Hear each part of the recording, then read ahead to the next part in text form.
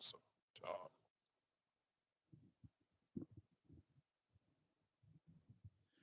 you can hit that light. Or that junk already unplugged it. It don't matter. It's cool. Don't worry about it.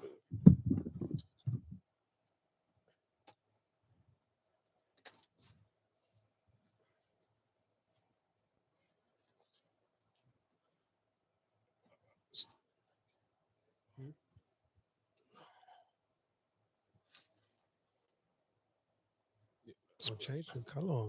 Nah, that junk is straight. It's better. Like.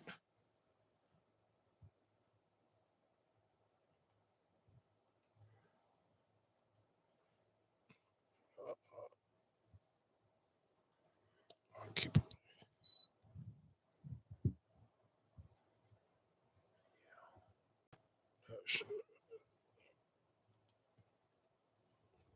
Yeah, it's cool. Don't worry about it. We keep it just like that. Let's rock it. Check.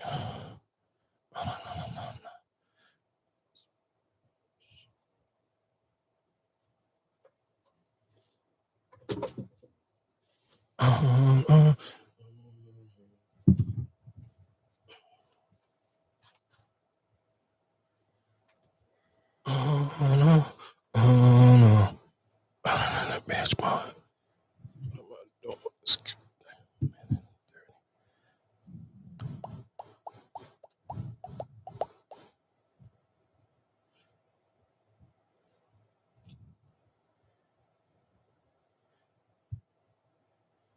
One through 10. I'd say you're like a 9. I think you're like a million. I appreciate it. Yeah, Thank you. Go up the scale. I know. I bought passes like I want that. Damn. Just being honest. Oh, I appreciate I go it. after what I want. Okay. Rate my boy. I say you're like an 8. I'll say an 8. Yeah. All right, question. What would you rate yourself? I rate myself like a 9. Yeah. I agree, a 9. Based What on, do you rate me? do you actually want a rating? I do. Okay. Objectively, I'll say 6.5, 6. 6.5. Yeah. You, I'll say 5.5. Yeah. Yeah. But I have preference though. Yeah. Everybody has preference. Yeah. I'm gonna go with a 5 and a 4. Gotcha. Oh, okay, so a homegirl of mine sent me that joint, and she kind of, and a lot of women in the comment section was in their feelings because this girl basically rated the dude 1 million and was like he was super fine, but he gave her like I think he said she was a 6.5. His man said she was a 4. So my only thing of it, and then you seen the women was like, oh yeah, of course he said she is 6 because his preference is men.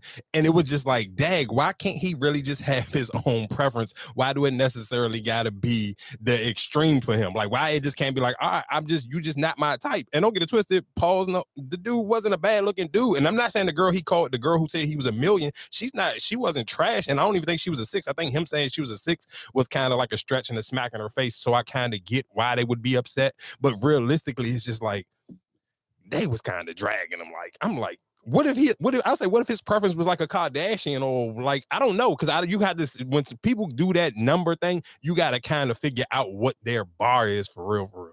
Like, what is a 10 to you? Because if he's sitting here saying a 10 was, let's just say if he was in the white women and he said the Kardashians was a 10 to him, like, I don't necessarily know, do you take offense to that? Now, if he was sitting here saying like Ari or somebody was attending, maybe okay, I get it, because now then that, I don't know. It just depends on what your grading skill is. But I just felt like women off the rip was just rushing to he like dudes. I was like, that's kind of crazy. I mean, I think that's all female line. What if you don't, I guess, cater or feel like niggas used to do the same shit. Like if you try to holler at a girl and she was like, oh, I got, oh, bitch, you know what I'm saying? Like, I guess that's their way of dudes doing, you know what I'm saying? Like they do the same way a nigga do it. Yeah, like, damn, bitch, you gay. Like, what the fuck? I guess niggas do the same shit. I mean, I guess to me, it just be crazy. It just real quick, I guess why we kind of on the women thing. I just want to start it off just to kind of just open the pot up. But I do want to sit here and say, ladies, I'm not gonna lie to you. If I see you post endless like Sukiyana, Sexyy Red, and you ain't showing my girl Sha'Carri Richardson no love, dog, that's a dub for you. Like, I'm really judging super hard. Like, if you can't champion Sha'Carri Richardson, and I see you post Sukiyana or you post Sexyy Red or any foolishness like that, I'm not gonna hold you. I'm judging.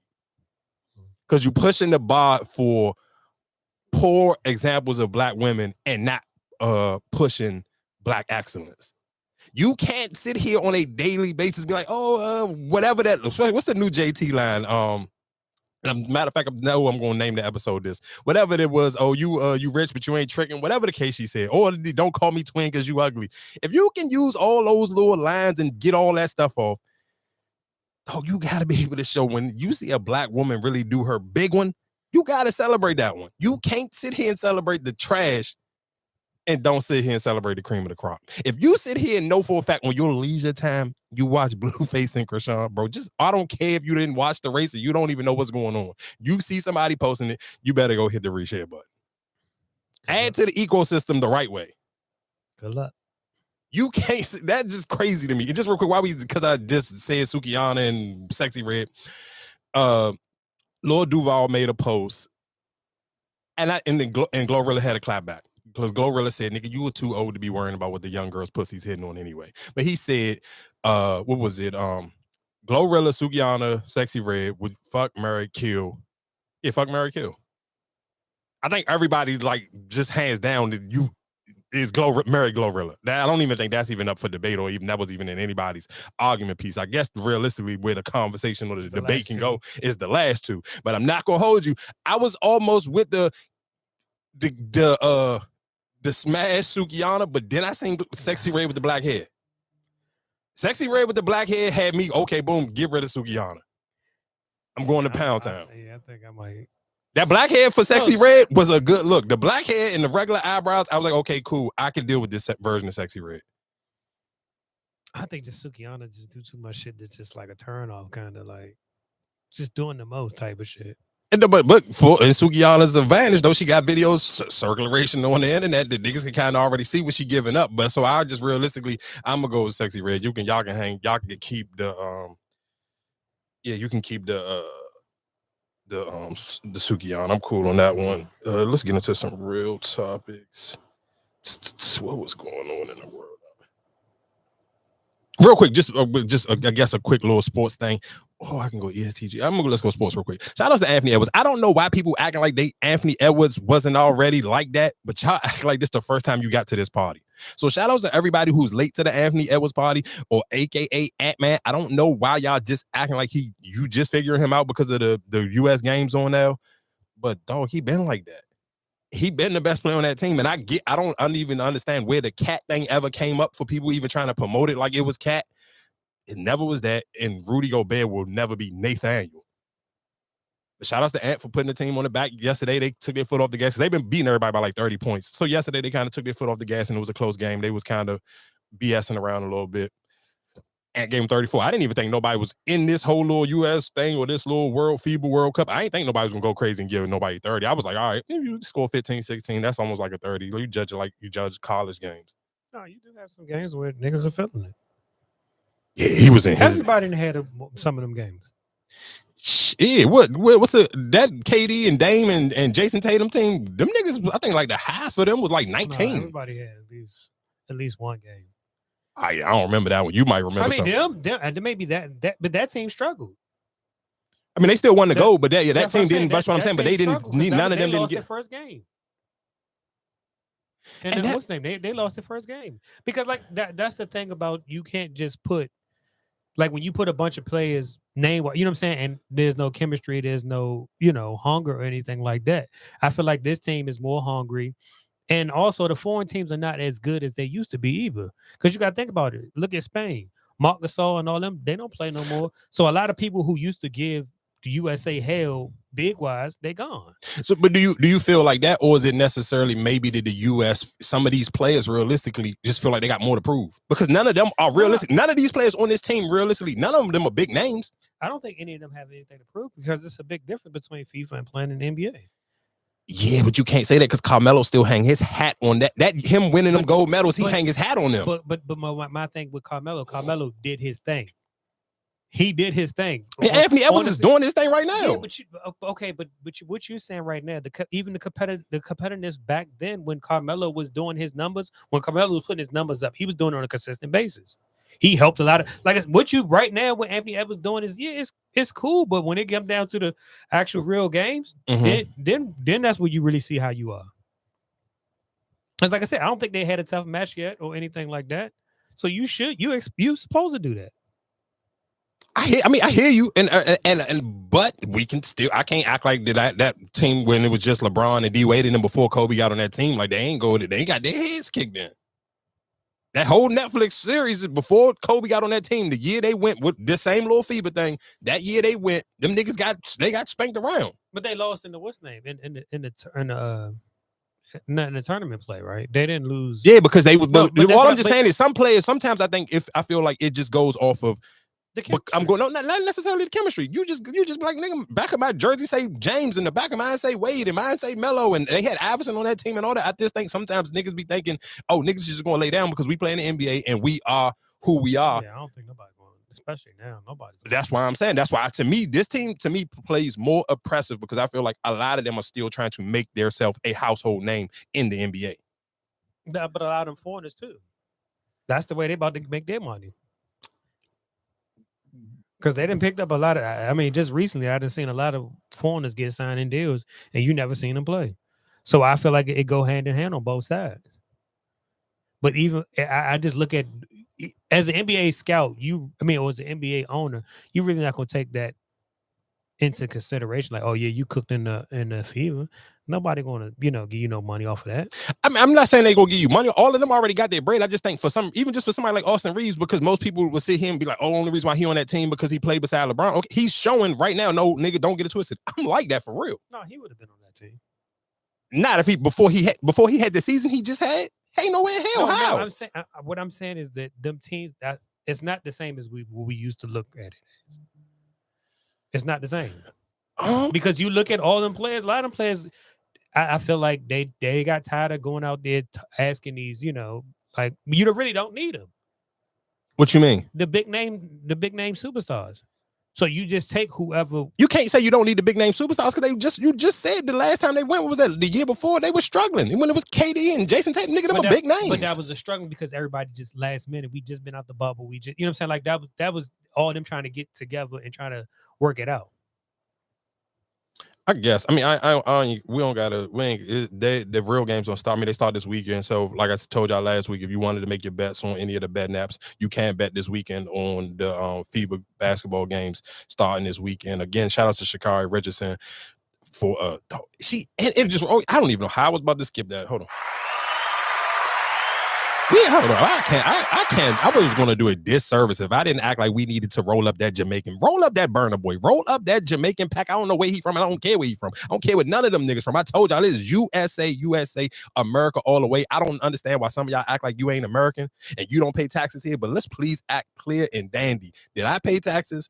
You pay taxes. You are a United States citizen. Act like you are fucking from here and celebrate that win because that last go around during the shutdown when she lost to the Jamaican, they was talking all that shit. Oh, look at we smoking on shit, candy pack and all. No. Give me some of that fucking Reggie ass Jamaican weed that y'all be going over fucking Jamaica to fucking smoke that bush ass weed. Them bush ass Jamaican fucking women got their ass turned into a motherfucking pack. Motherfucking God bless America, nigga. Free Big Slime and free motherfucking 45, nigga. How about that? They gonna be locked up now. Niggas gonna be cellmates in a fucking minute. Donald Trump fucking bond came out. He 200,000 in Georgia. For people who don't know, Georgia hit fucking Trump with the RICO. And of course, I know I'm bouncing all over the place, but these are just little topics that you could just run through real fast. But again, shout out to Sha'Carri Richardson for winning that 100-meter dash. And she did an interview. I guess after the win, of course, people wanted to interview her. And she told all the white people, no, thank you. And only did interviews with the black journalists. I'm not mad at her because she literally remembered. What was that quote that she had? She said, damn, I remember the people. What did she say? What was the fucking, hold on, let me go to the Bleacher Report so I can read that shit verbatim. Y'all was friends or something like that. No. She said, what did she say? Verbatim. I've seen the world be my friend, and I've seen the world turn on me. And she just though I don't. And my only thing is what I don't like is I guess sometimes when it comes to women's sports, people act like it's not supposed to be competitive because the game, yeah, what was that on Sunday when she won? She kind of got super spicy and was kind of like really like fucking dancing on them peoples and everything. And this one, even it was just like, I'm not gonna forget none of this shit. I can't. And if she's an athlete, she ain't supposed to forget it. And I think some people, and I seen, and that's the crazy thing is, I was on TikTok and I seen a woman get in the comments and she was just like, "Oh, well, let's see if she gonna be around for 9 years." I'm like, damn, why you gotta put all that extra sauce on her already? Like, now she might not even want to run in 9 years. She just won this one. We didn't do all that champion and all them extra bullshit excuses and all that, whatever the case may be. When the Jamaican women won the year before that, they won their shit, and everybody, like I said, Jamaican people was waving their flags heavy on social media. They was banging them flags heavy. I just don't like how Americans sit here and be quiet. You can't sit. Nah, dog, that shit corny to me. I ain't gonna hold y'all. Y'all be out. That shit I don't fuck with. It's like, I don't know, maybe just because I don't know necessarily if the Olympics just not a big thing. We don't take it as serious, and maybe that's why, like, even with soccer or any of that shit, people don't, because it's just, I don't know, maybe niggas just don't be having pride in their country.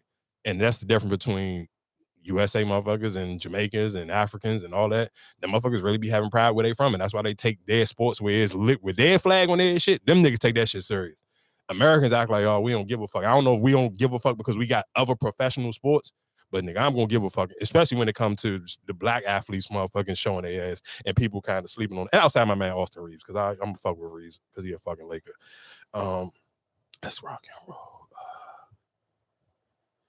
Let me play this clip of Meek Millie. Buy this on the store for the regular price. Why would I buy him here for $500 and give you a free commercial? That's a bad move. I gotta teach you how to hustle. You want the $500? So look, you wanna give me I could buy these from the store right now for $300. You want $500? That's a bad move. I'm gonna buy them from you, but that's a bad sell. You gotta come down. You're supposed to give it to Meek Mill for the low, get the commercial. Boom, I might come back and buy more. You know? Where my other sneak at? Now I'm gonna go to the next table. I might spend $5. You gotta think. Oh, okay, all right. I'm about to spend it. I'm not gonna spend it now. Buy this from the store for the rest. So, nigga, what? So, okay. So go ahead. I mean, go ahead and say what you feel, whatever you thought, and then I'm gonna ask the question after you. Like, was that trying to be a flex? Like, you should have gave it to me for free. No, he ain't say for free. He just said you But should have I'm just saying, tried to I drop should've- the price, and I could have cut you a commercial right here, and then that would have been Meek bought from my table. Nah, that's not that sneaker culture don't move like that. And so that was about to be my question because I forgot my white man that I follow. Is he from Vegas? I think it's a white dude I follow from Vegas, but I eventually started following him because he do the same shit. He go to these tables, but he be spending like 100 bands per table. So I do think and that's why I am not mad at what you saying because I don't think Meek is as familiar with that sneaker culture because niggas really be going to them tables and I wish I could find my man. I just watched this dude.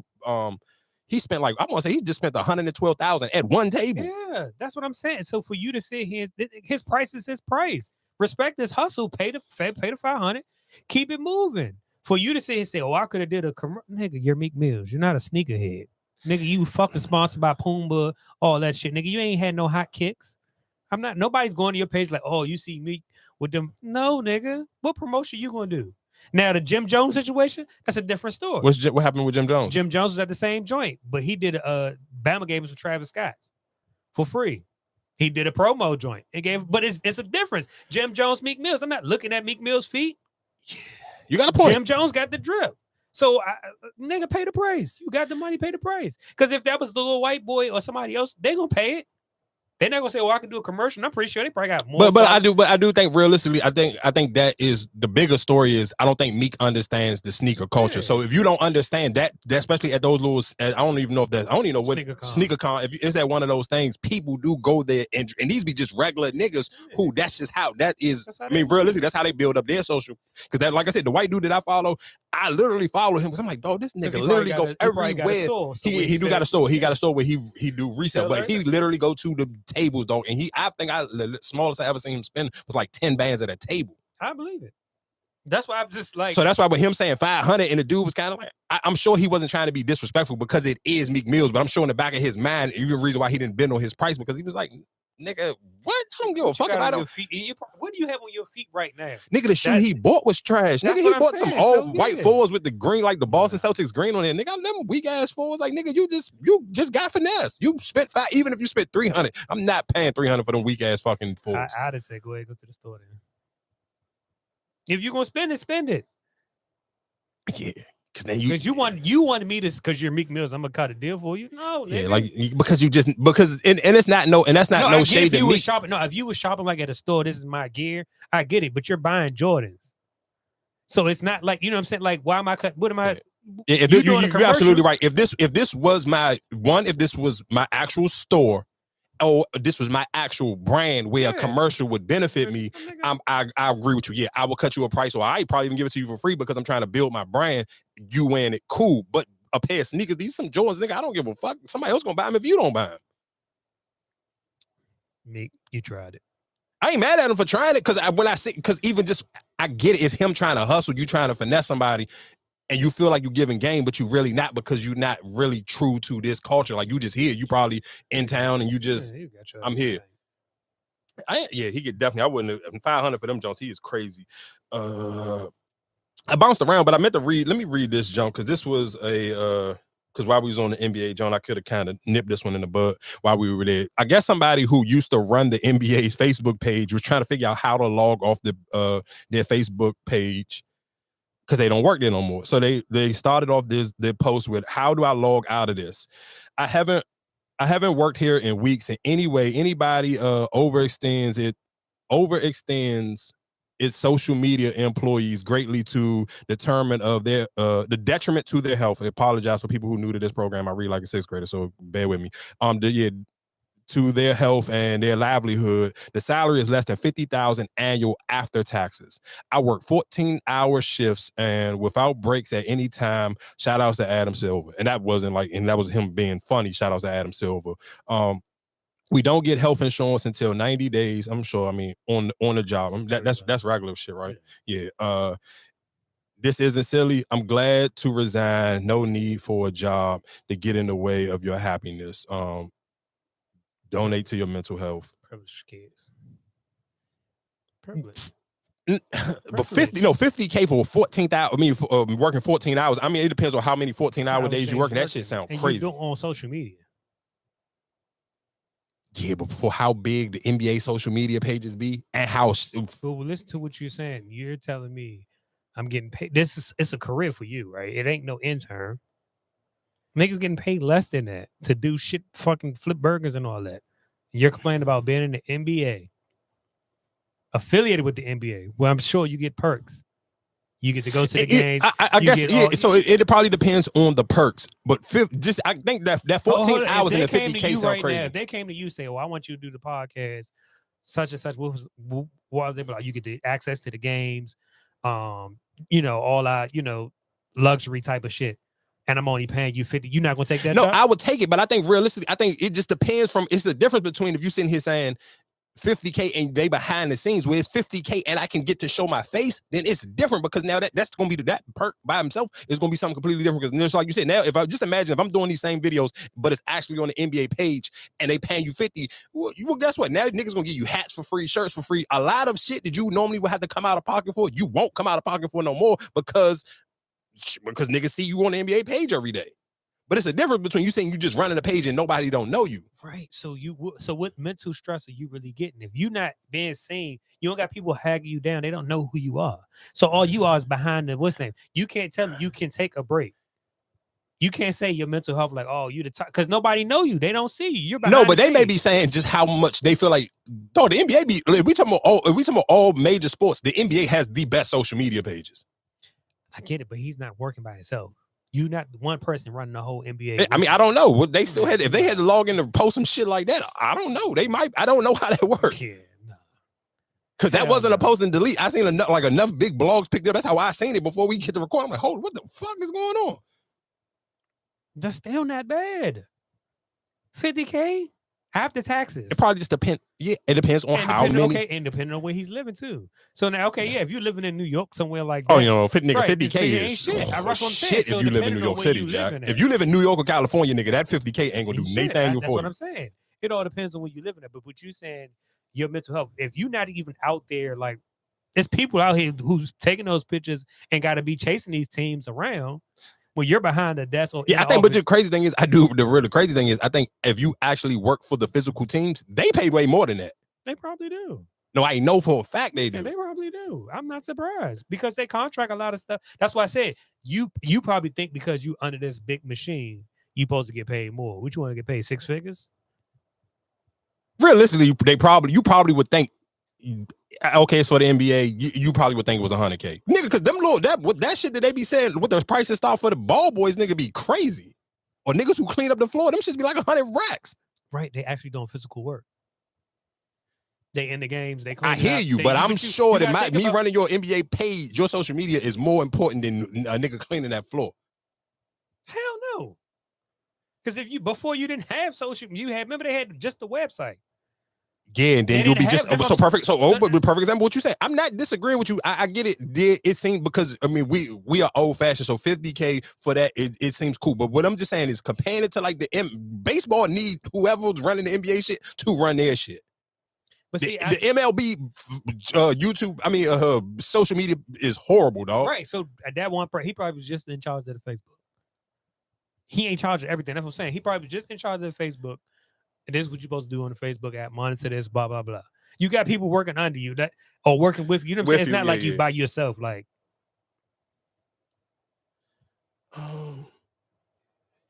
and you talking about that the NBA? No, imagine if you was somewhere else and they probably work you harder for less. I mean, of course. I mean, realistically, and people are going to always compare those things. Like, hey, if you get a job somewhere else for less, it's going to be. It's different. So I mean, and they're going to treat you, and it's going to be valued at a different rate and a different price. I mean, I get it, but I can't. What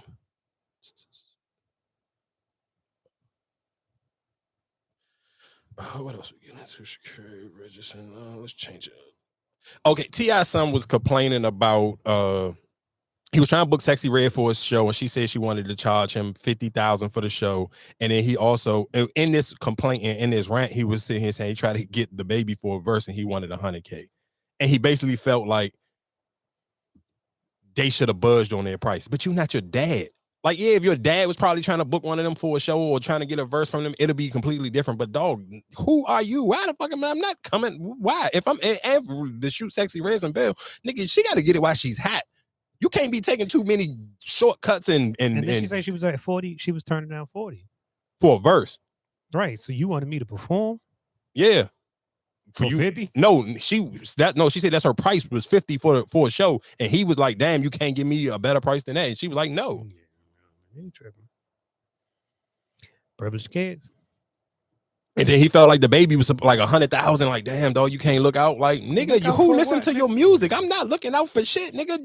You just like you. Like, what's the yeah? Like, what the fuck are you talking about, nigga? Because you T.I. son, nigga. You not T.I. You his son. The fuck are you talking? Why would I do that for? For what? What would be my purpose of me sitting here trying to get you some extra bread? For what purpose? Make it make sense. It don't make sense, dog. I'm sorry. It's just not gonna happen. Why would I do that? It's no way in hell. Like, Andy, you just got your teeth done, nigga. So what? Like, oh yeah, they was killing him. They was hitting him with the Joe Button Jones. They was calling that nigga Chief Teeth and fucking Teeth Sweat. Out there, they was murking him. They murked him. And they was reading them Jones off. T.I. went to a radio interview and they read them Jones off. That nigga couldn't do nothing but laugh. But yeah, I thought he got his jokes off too on him. He probably did. I mean, because you should if you're supposed to be a comedian. Yeah, you got to find ways to make whatever joke, especially like you said, if you're a comedian. Let this joke load up. YouTube, like, share, subscribe, do something with yourself while we come up with these topics.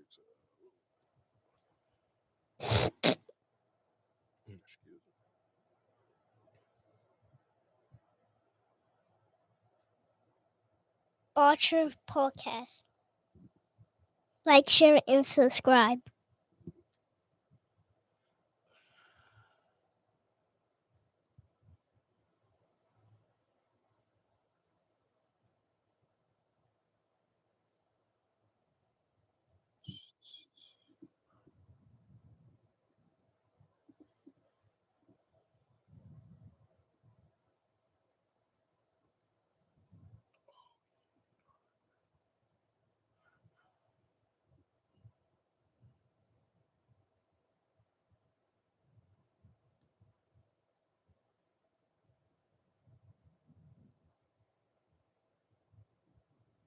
I tell men and women, focus on who you're meant to be, not who you're meant to be with. When you start being and just focusing on who you're meant to be, you'll attract the person that is right for you in that season of your life. And that's what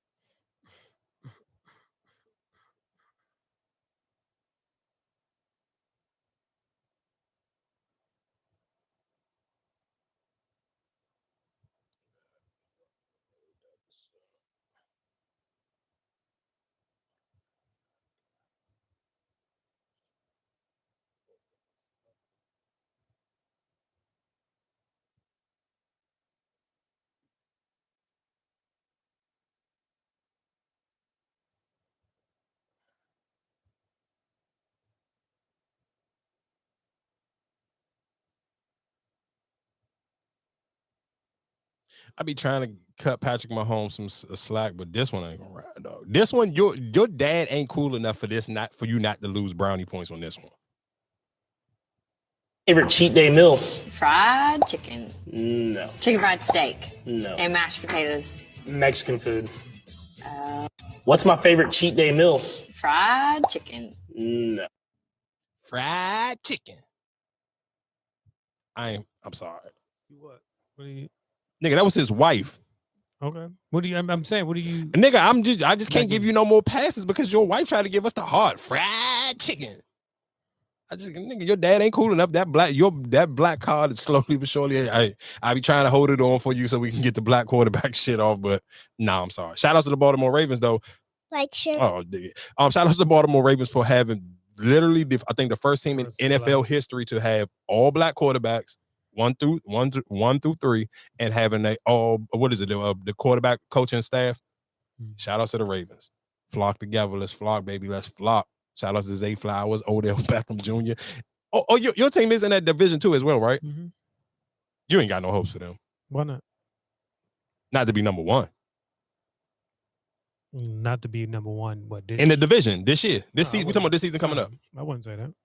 I just was checking. The team has been number one. Been number one. Who? Cincinnati. The team has been in the the Cincinnati, but but let's what you mean without Joe Burrow playing? I don't care if he played or he didn't. If Lamar Jackson is healthy, they ain't number one. Okay. He just ain't finished last season. Or the season before that. Yeah, but he'll be. Don't worry, he got his pay. He'll be all right. All okay. Like I said, 4,000. I'm just going. Let me put it on wax now. 4,000 yards. He will be in the 4,000 yard club this season, and they will finish number one in that division. Shout out to Lamar Jackson. What about their defense? What you mean? No, their defense. It is what it is. They got more firepower now. All I'm just saying is Odell Beckham, Zay Flowers. Just bet with the Ravens. That's all I'm telling y'all. Cuss like this, but it's the only way I could get the message across, okay? Men who want to fuck you have no action behind their words. They say shit like, I want to see you. I'm thinking about you. No action behind that. They just talking because it's easy and it's free, right? Men who want to fuck with you send you flowers and then they ask you if you're available at 7 for dinner. It's a very big difference. Men who really are interested in you apply pressure or they don't press send. Okay? Men who are just talking and telling you all the time they think about you and they want to see you and, oh, let's just be together. Talk. You're just talking. You're annoying. Okay? It's a very big difference. When a man wants to really deal with you, he puts pressure on you. He won't let you slip through his fingers. So anything less is you accepting less. It's better to wait for something real. I hate to cuss like this, but No. I don't know who this young lady is, but she's making her, of course. God damn, she smoked that shit. She making her rounds and she's going viral. She is the new girl That's the collection. that all the ladies are running behind on social media right now. She ain't speak nothing but the truth. Oh, you saying what she said was facts? You don't believe it? Hold on, let me listen one more time. Yeah, she said a lot of truth. only way I could get the message across, okay? Men who want to fuck you have no action behind their words. They say shit like, I want to see you. I'm thinking about you. No action behind that. They just talking because it's easy and it's free, right? Men who want to fuck with you send you flowers and then they ask you if you're available at 7 for dinner. It's a very big difference. Men who really are interested in you apply pressure or they don't press send. Okay? Should be here all night, fellas. Truth hurts. It's some truth behind it, It's a but I'm lot not of about to truth say behind yeah and no. Mhm. I think it's just realistically it's timing with that though. It's just like because you necessarily I hear what she's saying, and I do think I agree with some of it, but I do think sometimes it's just timing. Like if I meet you at the right time, all of that stuff is perfect. It's gonna fly and it's gonna be effortless. But if I'm just on something completely different at the time in the moment, I may drag my feet just a little bit. It's not saying that I don't really want to fuck with you, but I might be trying to fuck with you at a different place, at a different pace. Like sometimes my pace ain't gonna always be the same. I don't think necessarily every time I go into it just be life, dog. Sometimes life be life, and that don't necessarily mean that I was like my intentions was to waste your time or my intentions was just to like text you to death. But sometimes, dog, life be life, and dog. Your intentions was to fuck, and that's what she was saying. No, Whether it don't you want to necessarily fuck be or that. fuck with her. No. It do be that. No, I hear you. Sometimes it be that. It don't be that be all that the a lot of time. times. No, dog. Nigga. So you not also see, and it just may be different. I've bumped into sometimes you bump into the right girl at the wrong time, dog. I hear that part. I hear that part.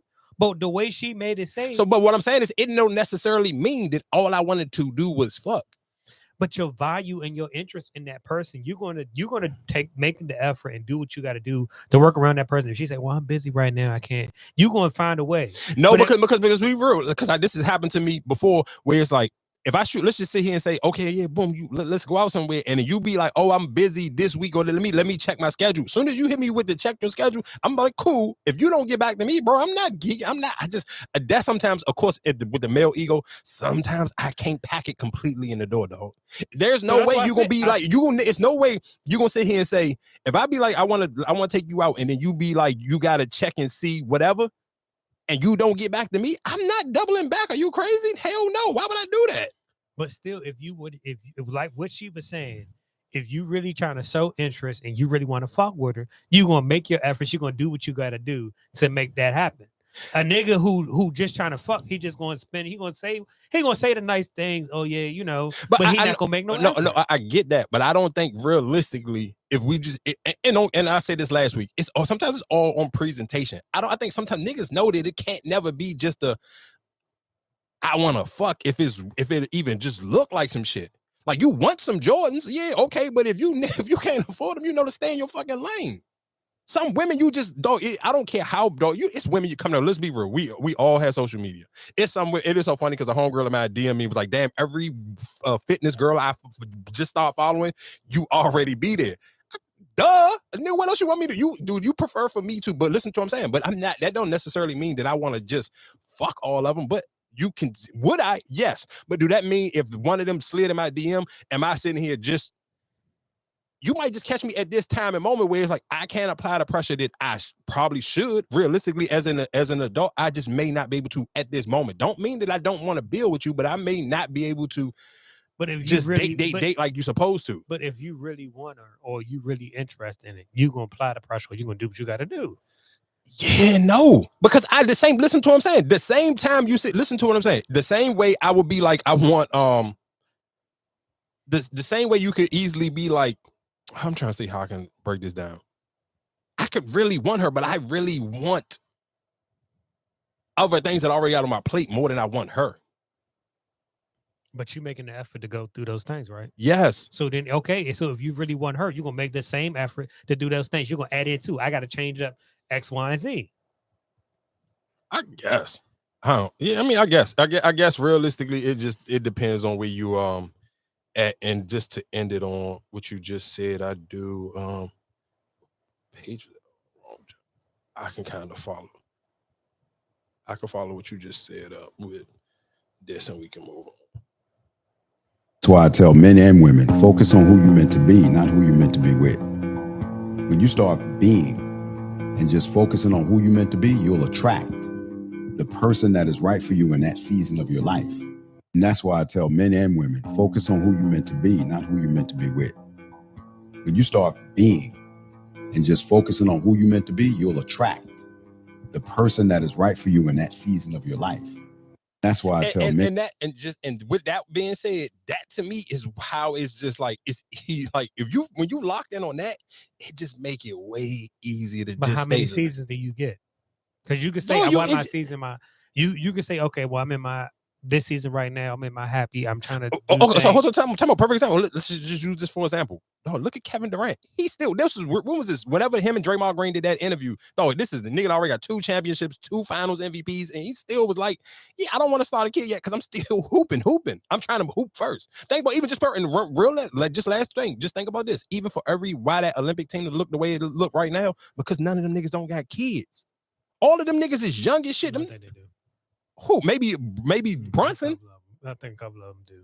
A couple, but the super, they're no, players. But no, but this one I'm just saying though. But just think about Steph ain't never played in none of them shits. Steph did. What jump? Yes, they did. That's why I said Steph played in it. That was with James. He played in it with James Harden, Russell Westbrook. He played in them. Steph, he never played in the actual Olympics. He played in the FIFA thing. Yes. All I'm just saying, maybe I don't know. All I'm just saying, I just think sometimes when niggas start to get older and you start to prioritize, I think they prioritize like LeBron. I'm prioritizing more being a father. I don't care about the Olympic shit no more. Even let's even say if Steph played once, he didn't play as many times as D Wade in them because I think at certain parts I literally just watched. Matter of fact, I literally was just watching the joint with Gilbert Arenas was sitting here saying it was him and he was on the Mars Shepard podcast and they was talking about being dads and he was just like, dog, when you're focusing on NBA first, he was like, dog, for all those years I was in the NBA and I had kids, dog, I was just paying shit and I'm like, they even may live in my house and it may just be like, hey, good night. And it was just because their schedules were so off. Where it wasn't just so. What I'm saying is, you can't sit here and say that's just like they achieve. You think about it for the average person. I've achieved the American dream. I've made it from zero, and I'm in the NBA. I'm a multi-millionaire. But no, that still ain't the end of it because I still want to be a Hall of Fame. I still want to be great. It ain't about just getting here. It's about nigga. Am I going to be great here? So it's just like if sometimes some things can just sidetrack you. It's so easy to get sidetracked. It's so easy to be like, yes, I found this beautiful woman. Now she want to date 2 times a week. No, you can think about what that can take away from, and like I said, I think sometimes those conversations are easy. If I worked a regular fucking job and I went to work every day, cool, and I didn't have no other ambitions besides to get my 401k and retire one day. No, you can date however you want, and I feel like all those clips and everything you see, that shit can go for as is whatever, and you can take it at face value. But if I'm sitting here trying to pursue something else, it just make it a lot difficult, dog. It sound easier, and those clips sound sweet, but then I always feel like there's a little bit, it's always it's a butt to it. But like I said, I don't want to wrap it up too much longer. I do want to tell y'all, I do think a lot of y'all don't be listening to the lyrics. Shout out to Quavo. Quavo just dropped a new project for people. It's called Rocket Power. I'm not about to sit here and make it like, oh, this is the greatest shit I ever heard in life. He got 3 songs on it, and 3 songs stand out super. Oh man, those 3 songs stand out strong. Hold on, let me see. Where was the joke? And this is how I just know sometimes people really be listening and you be vibing, right?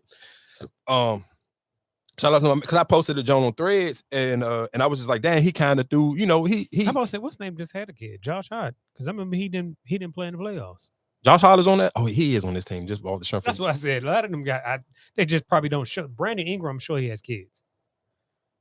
Yeah, I don't know. I never seen Brandon Ingram with a woman before. You probably don't. They probably don't. But what? That's what I'm just. But all I'm just saying, he's saying is something. They are still young. So if they do have kids, nigga, their kids are super young. I don't got to be in the fucking house right now with them. Like even you're right. You're absolutely right. Josh Hart literally just had kids, but though he's newborns. Like this nigga, he had them kids on the playoffs. I don't gotta fucking be in here for that. I know all this time, nigga. You have me chopped and screwed. If you think I have to be in the house for some newborns, no, I got parents and I'm a millionaire. Y'all better figure that shit out. I holler at y'all after these fucking FIBA games is over. You got me fucked up. I don't know what type of crack you smoking, but that's not gonna happen. Yo, see you, Mikey. Nigga, fuck whatever you talk about. Ultra podcast. But anyway, getting into this, so it was a line on this Quavo project. It was on the Fueled Up song, and I'm gonna just read it off. Of course, like I said, I read on the 6th grade level, but I can probably try to flow this out a little bit. I'm living. What is this? living like a rock star, but we missing one year. My cousin jumped out the car and I had to keep going. Now he telling the whole world that we ain't blood, but nigga, it's still all love. Yeah, it's all love. I guess we got to be together in this small world. Nigga, it's all love. Yeah, it's all love. Rocket power. I'm up into this shit. So I guess for some people who listen, because people was DMing me and people was writing me on threads and they was like, dude, why you feel like he addressed it? I said, that was it right there. He addressed Offset right there. Offset went and did that. I don't even remember what publication that was with, but he went out and sit here and said, oh yeah, we not even cousins. Me and Quavo just met in fucking whatever grade we met in. That, to me, what else y'all looking for when a nigga addressing some shit? And then it was on the song 1111. He had a line where, let me see if I can read this one for you, ladies and gentlemen. 1111. Quavo.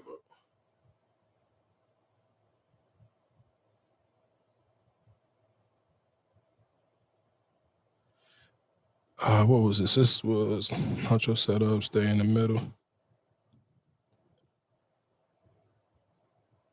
Oh yeah. So it's a stay the fuck about the middle, little fella. We always gonna be that fam forever. How I look trying to dance with the devil, got my ice across me. My dad was a reverend. I think I skipped it. Take off part on that one. Yeah, Rockets.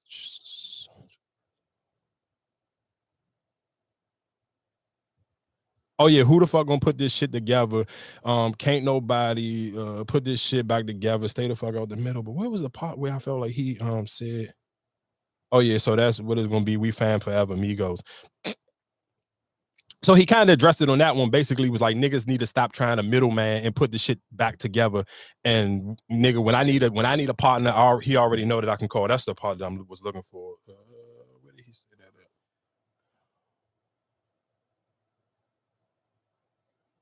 But he said it in that song too. So okay, that one was the 1111. When he said I'm looking for a partner, he already know who I'm coming to get. So that was just realistically that, to me, the three songs that I liked the most on there was the Fueled Up Joint, Patty Cake featuring Takeoff, and then the 1111. Of course, the fucking junk already that was out with Future. I'm not even counting that one because that song was already out and it's already doing its numbers on social media. But the three off of that new project. You like the other one with Future on it? Nah, I didn't. But it was cool. Like I said, those to me, and I don't judge projects and albums off of the whole thing can't have no skips, because I don't feel like that, to me personally, I don't feel like that's the Atlanta way. I feel like Atlanta for a long time, even when it just go back to like the live mixtape days, I feel like they used to just put out a whole project, but it was basically, I'm just trying to find a single. I'm gonna put out 20 songs and whatever song stick, that's the song that's gonna stick. I'm cool. Like, you just think about the list of Rich Homie Quan, Young Thug, whoever, they all had songs where it was just like, I'm gonna put out a whole project. And I'm talking about this before they were megastar. We talking about just off a live mixtape. I'm gonna put out these projects and whatever songs stick off this project, then that's gonna be my single. That's gonna be the shit that I'm gonna do perform in the clubs. That's the shit that's gonna help me go up another $5,000 or $10,000 for my performances. It's not necessarily, I don't need a whole project with no skips. If you get one, cool, but I'm not banking my career off of every time I put out a project, the whole thing gotta be flawless from beginning to end. I just need one or two songs to keep it moving. So that, I mean, that's the, I guess realistically, like I said, that Rocket Power journal was cool. And don't get me, one thing I will say, and I don't even know why I did it because I normally don't do it, but like Friday morning, I mean, what was it? Yeah, Friday, Thursday night, early Friday morning, I was like, all right, before I go to sleep, let me try to listen to this junk real quick. And that first listen, I was like, oh, this shit is trash. And I never do that. Like, I try to not listen to music, all that, and give it no, and don't even, especially don't put it on social media at all. But then I just heard, oh, this shit trash. And I put it on threads and like, oh, this shit trash. And then I was like, damn, after I actually listened to it and I found a couple songs that I actually like, I was like, damn, I kind of wanted to delete it, but I'm just, it is what it is. Because the whole project ain't fire, but those songs was cool. But I guess one of the things, if you new here and you are listening for the first time because of ESTG walking out on Bootleg Kev, some of y'all are just way too. One thing I learned about the internet, and I learn it daily and got to remind myself. One, it's the internet. Two, everybody has not lived the same walk of life.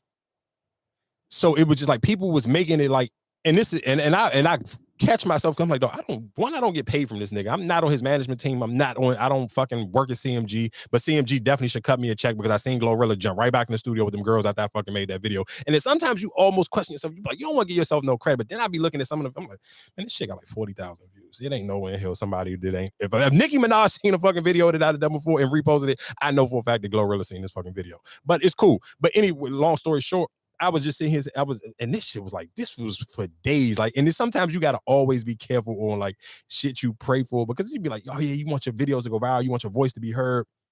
No, but niggas will argue in the comment section for days. Like for like 2 or 3 days, I was just like, I'm not even looking at my comments. I'm not posting shit, so it ain't like I'm missing out on some pussy. If a bitch was looking for me, she better come in this DM, because it ain't gonna be found in this comment section, because these niggas was literally arguing for days in the comment section. About what? ESTG, if he really a street nigga, like, oh, and then you got of course you're gonna have your righteous up woke people. Oh, y'all glorifying. Why do it matter if they street and they play sports and that? I'm like, dog, skip this conversation. And then I especially always hate when it's just like, especially if you're not black, like really skip this conversation. This shit ain't for you. Like, dog, but some niggas, oh, you trying to glorify niggas being in the street. No, I'm just telling you that two things can be true. If I grew up I can't even just speak from our real living experiences. Nigga grow up in the hood. Everybody plays sports. Some niggas gonna be good at it, and some niggas gonna be trash early. And guess what? The niggas who trash, guess what they're gonna do? They're gonna tend you to be outside street niggas. But for people to make it like, oh, because he played football, he can't never live no form of street shit. I'm like, dog, are you dumb? I said, well, just one thing that just don't happen by accident, dog. A nigga was put on a shit bag. This nigga got his stomach had a goddamn zipper on the shit before. You can't do the nigga, that don't happen accidentally for just random people just living their normal life, and I'm leaving church and I'm going to Bible study or I'm going to college or whatever. No, nigga, and his nigga got his left eye shot out. The nigga rap about it all the time. He got a glass eye. Y'all think this shit happened to just good people? You thought this happened to the star quarterback for no fucking reason? What the fuck are y'all talking about? But that be my point of sometimes where it's just be like, I had to remind myself, some of you kids are just kids. And you maybe you're just on the internet and you just literally just live a squeaky clean life and haven't experienced life for real. Because there's no way in hell that you actually believe that this nigga didn't had all this shit happen to him and this is because he was a great football player. I think sometimes though, you also, when you look at situations like that, it's just like, all right, which one were you in the streets or was you? But why can't? But listen, you can do both, nigga. Look at Big Baby. Big Baby played in the NBA for the Boston Celtics and literally won a championship and just got caught on. Literally, this was this year or last year. Nigga, he got caught on a plane with pounds of weed like Rollo. No, but that's somebody with money. You can buy. You gonna spend your money how you spend it. But what I'm saying is, it's like, which dream are you chasing? Are you chasing the street dream? Or are you chasing, But some niggas end up chasing both though. But it's far from fetched where you chasing both. Where you like, well, I'm in the streets and I'm worried about making it to the league. Some niggas do though. It's hard though. No. Listen, it's hard, and then some people come to the decision where, but even for him, he was trying both, and he end up getting caught and lost his scholarship. But my only thing of it is, and this is where I had to realize, everybody not fans like me, and everybody don't watch all the nigga. I told y'all, all I do is take in fucking endless. But when I first got hip to him, it was off of a no jumper interview. He did a whole jump with Adam, and they was talking about it. But that's why when people made it like that was the reason, though, he's done, and even when he responds to nigga like, nigga, I've done endless interviews talking about playing football. It's a part of my story. I lost my scholarship because nigga, I got locked up and got caught with fucking drugs in the trunk. That's not new. It happened, nigga. Yeah, you're right. You're not supposed to do both, but I tried. And it happened, nigga. Look at Pee Wee Kirkland. That shit happened to endless niggas. Jay-Z got a line, nigga. I'm like Pee Wee Kirkland. I'm a legend on and off the court. Nigga, y'all niggas love watching Vlad. Go on Vlad and watch his interviews with him talking about niggas, they were trying to draft him. And he was like, nigga, fuck that. At that time, but you gotta think about it. He was selling drugs in the 80s. It was drug dealers was making way more money than fucking people in the NBA. This ain't today's NBA. This shit, look at fucking the 90s NBA wasn't even making a shitload of bread. So you somewhere in the 80s, you think a nigga be like, well, I'd rather do your Googles. So he said it, and it was somebody else on YouTube that when I was looking at it, it was another dude from New York, and this nigga was like, could have went the #1 draft pick, and the nigga said, fuck the NBA, I'm out here trapping. It happens, but it's a certain, of course, and now nobody would do that now in 2023. So I understand if you judging the streets and going to the league off of 2023 rules or 2023 contracts, then yeah, I get it. No idiot in their right mind would do that. And I'm going to choose the sports every day because the payout now. But at one point in time, the payout wasn't what it is right now. But I just literally watched so many people was just like you. I'm like, dog, just do your homework. Go ask your fucking mom or dad, like, how was life when they were growing up? Like, what the fuck? That be, dog. Sometimes as parents, y'all be wanting to keep y'all kids away from certain shit, but dog, you can't have your kids just out here that green, but they just on the fucking internet just saying stupid shit. And just got niggas. I'm just looking at you like, all right, whatever, little nigga. But anyway, yeah, ESTG project was fire though. I'm not even gonna hold you. What was the song? I'm just coming to a couple of the standout songs to me off this project. Of course, was Free Doggy, featuring 42 Doug. I like 42 Doug is the one who do the whistle. Yeah. Okay. The Double XL Joan, that was song number 2. He went crazy on that Joan. What else? Of course, the Joan, A Moment with Gotti. I talked about that one last week when that was just a single. A Moment with G, and Another Moment with Gotti. Oh my God, that nigga Yo Gotti went so fucking crazy. I'll play that towards the end of the episode. But Yo Gotti blocked the fuck all the way out on that joint. But he, like I said, he has a couple good jumps. He had a jump called Meech. I'm in what is Magic City 03. I think I'm Meech or whatever the fuck it was. That song was cranking to me. He had some jumps on there. I liked his project. Of course, he got one with Rallo Rodriguez. I liked his project way more than I like Quavo Joan. I definitely listened to way more songs, added way more songs to my gym playlist from this ESTG jump compared to the Quavo project. What else is it? Do you care about Marcus Jordan and fucking Loss of Pippen? I guess they thinking that they're talking about to get married. Shout out to Loss of Pippen. No. I do be feeling like sometimes with these stories, like it just almost give motherfuckers false hope because you feel like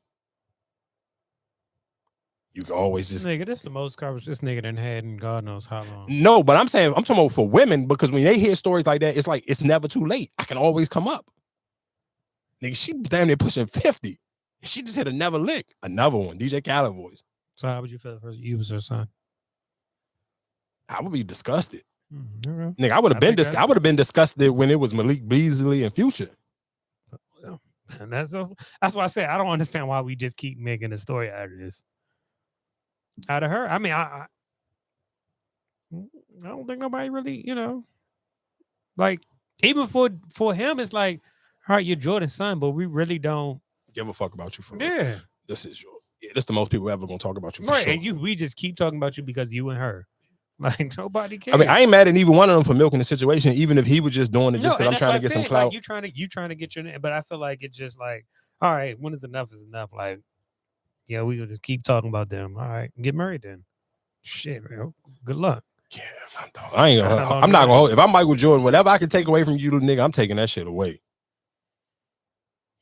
You ain't about to fuck my legacy up, dog. I'm sorry. That one ain't gonna happen. No. What? Oh, I'm about to say neither one of them got a good legacy when it comes to women.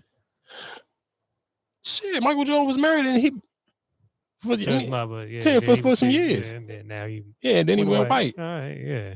He went white before then too. So that's what I'm saying. Ain't neither one of them can. Well, do you care about?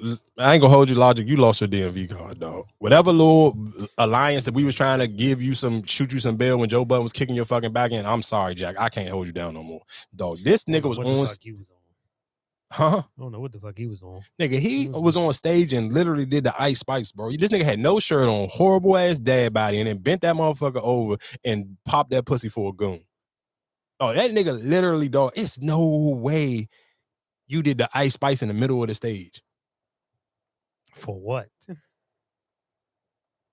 Like your songs, you don't even have no songs that even just be like, hey, I need to bend over, shake it for a real nigga. Like, why did you do that, dog? Like, what was the purpose behind that? You have no excuse to be like, oh, this song just had me turned up. That's what I was trying to figure out. Like, I don't.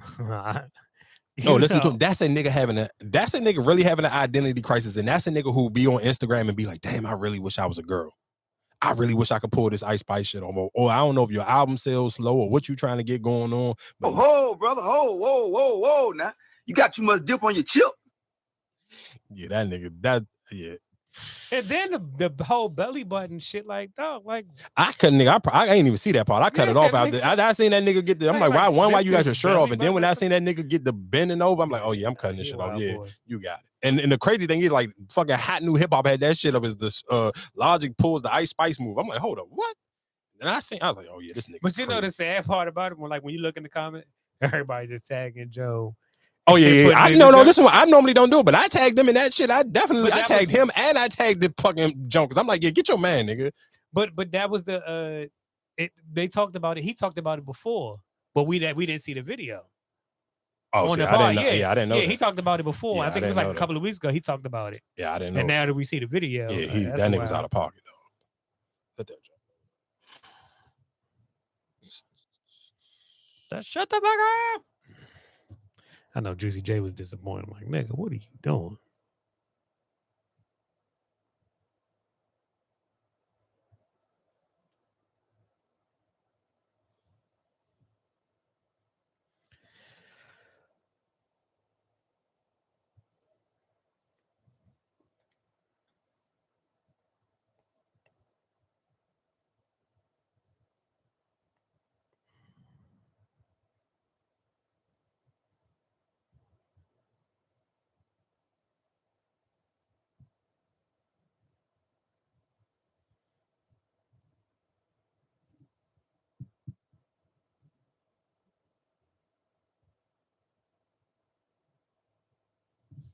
Let this shit.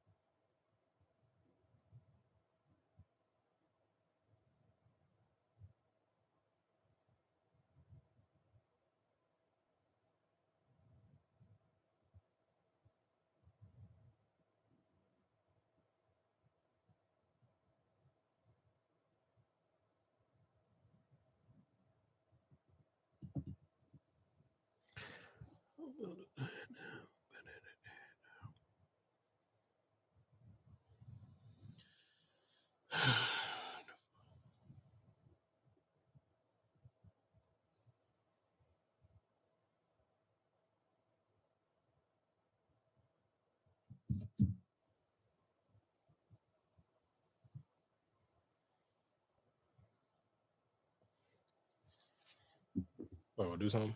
Yeah, a little bit. Oh,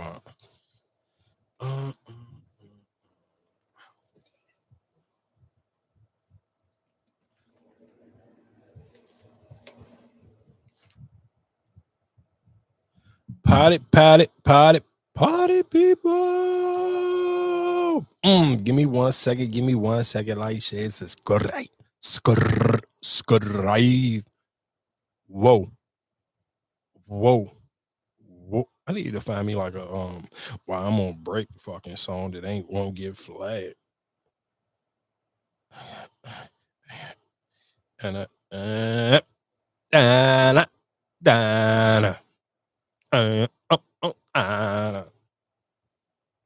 Anyone a respond?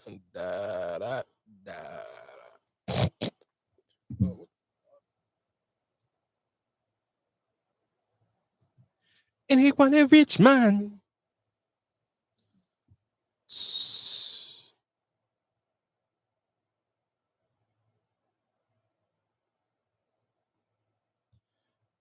Tribute. Chinese from 10,000 James Harden. Kiki Palmer fans.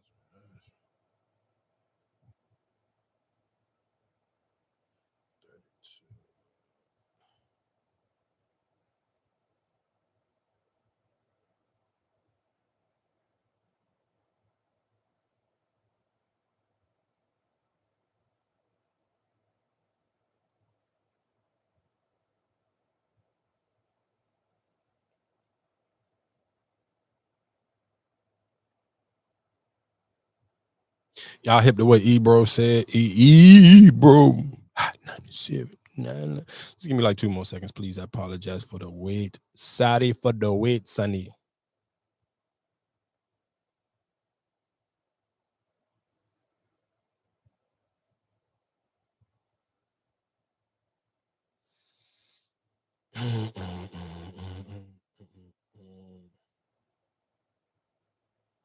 Da da da da.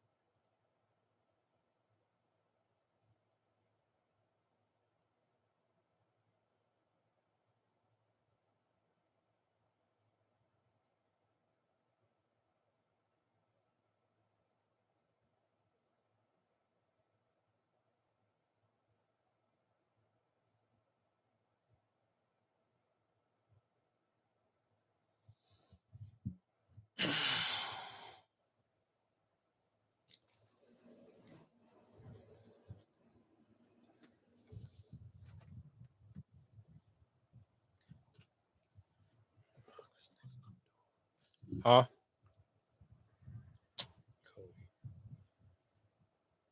What's wrong with him? His account got suspended again. What you mean for like talking? What is getting suspended from? PlayStation or PlayStation? That can suspend your account? What the fuck? What, they got their own live stream shit or something? Let me start this.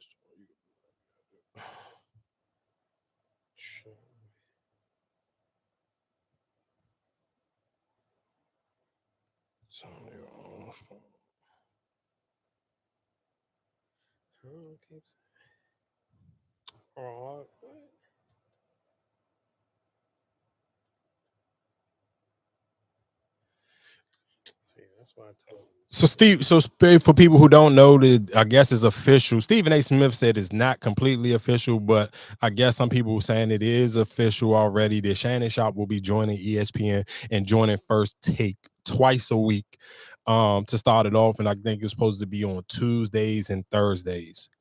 So I mean, which I guess which realistically makes sense after Sunday football, after Monday. Was it Monday and Tuesday? I can't remember what. But it's supposed to be twice a week. It was Monday and Tuesday. Monday and Tuesday? Yeah. So, I mean, which realistically it makes sense, of course, to speak. So I guess he'd be taking what Michael Irvin's spot that Michael Irvin was doing.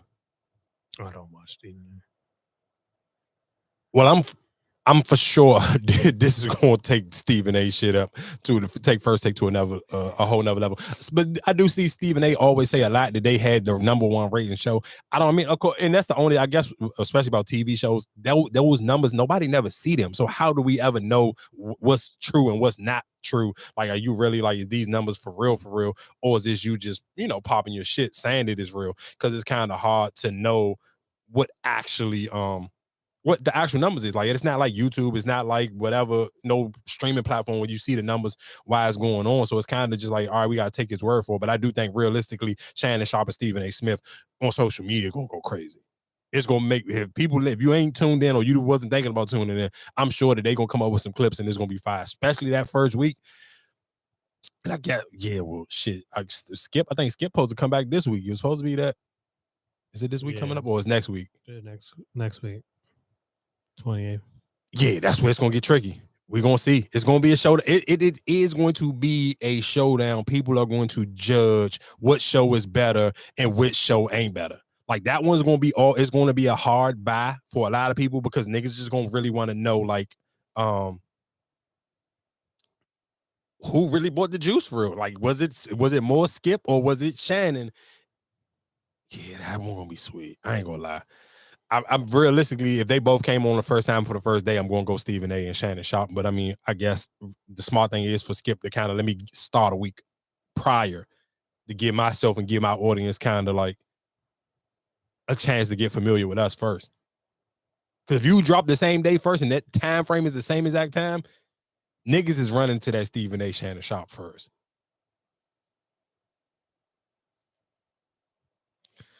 I don't know. Because I feel like even with both, I mean, Skip is going to make that situation better. What you mean? I mean, because I think he's supposed to be having Richard Sherman on there, Dorsberg. Like he's having other people on it. It's not, you know what I'm saying? It's not just one person. So I think with Skip situation, I think it's, but I feel like Stephen A still is going to be the same thing. What he been doing, you know what I'm saying? Like, yeah, but it's just still Steven. But that whole just the power. Let's be clear. Even if I worked on Fox, if I worked at Fox Sports, I would feel some type of way wondering like, what do I have to do to be able to get sports media in a headlock like shit like the way Shannon Sharp got, like nigga, that was a big deal. Him leaving, like nigga, that shit was that was a lead story for not just sports shit, but that shit they talking about it on the Breakfast Club, they talking about it on Joe Budden shit, they talking about it on this, that, and the third. Like that was a huge talking point for just not just sports media, but just media in general. Because nigga, when Shannon Sharp is a household name, when it come to talking sports and when they get on that social media, which that shit matters, nigga, he's him. He ain't no slouch, nigga. Like he ain't got, like you can put his name in and it's endless gifts is gonna come up on whatever platform you on if you're trying to do little Giphy memes and all that other shit. Like nigga, Shannon Sharp is the truth. No, he's the truth now, but it took some time. That's what I look for real. For the funny thing about it, I feel like Skip Bayless is LeBron James right now. What you mean? Just on the way he's good, because he was with Stephen A. That fell apart. Then he found Shannon Sharp. That went perfect. So now he got to start over again. Oh no, for sure. I'm not knocking and saying that Skip don't bring value to whoever's sitting beside him. I do think realistically, Skip is such a household name that people are going to. Shannon Sharp wouldn't be Shannon Sharp if he wasn't sitting across from Skip Bayless. Yeah. I ain't so saying that's that. What I'm saying. So okay, but I think now it's a easier landing place. But with Shannon sitting in front of Stephen A., do you think that's going to make his career go up even more? I think Shannon Sharp knows how to make his career go up more. I don't think all he needed was the platform. ESPN is a bigger fucking platform than Fox Sports. Oh no. Like what's the after? Like I said, I've seen more of Shannon and But you're saying one joke. Like nigga, it's still. What about everybody else on Fox Sports? No. I mean, but right. But even that Fox Sports morning. I mean, like what I'm saying, I watched Shannon. I watched what's the name? That come on after them. Colin.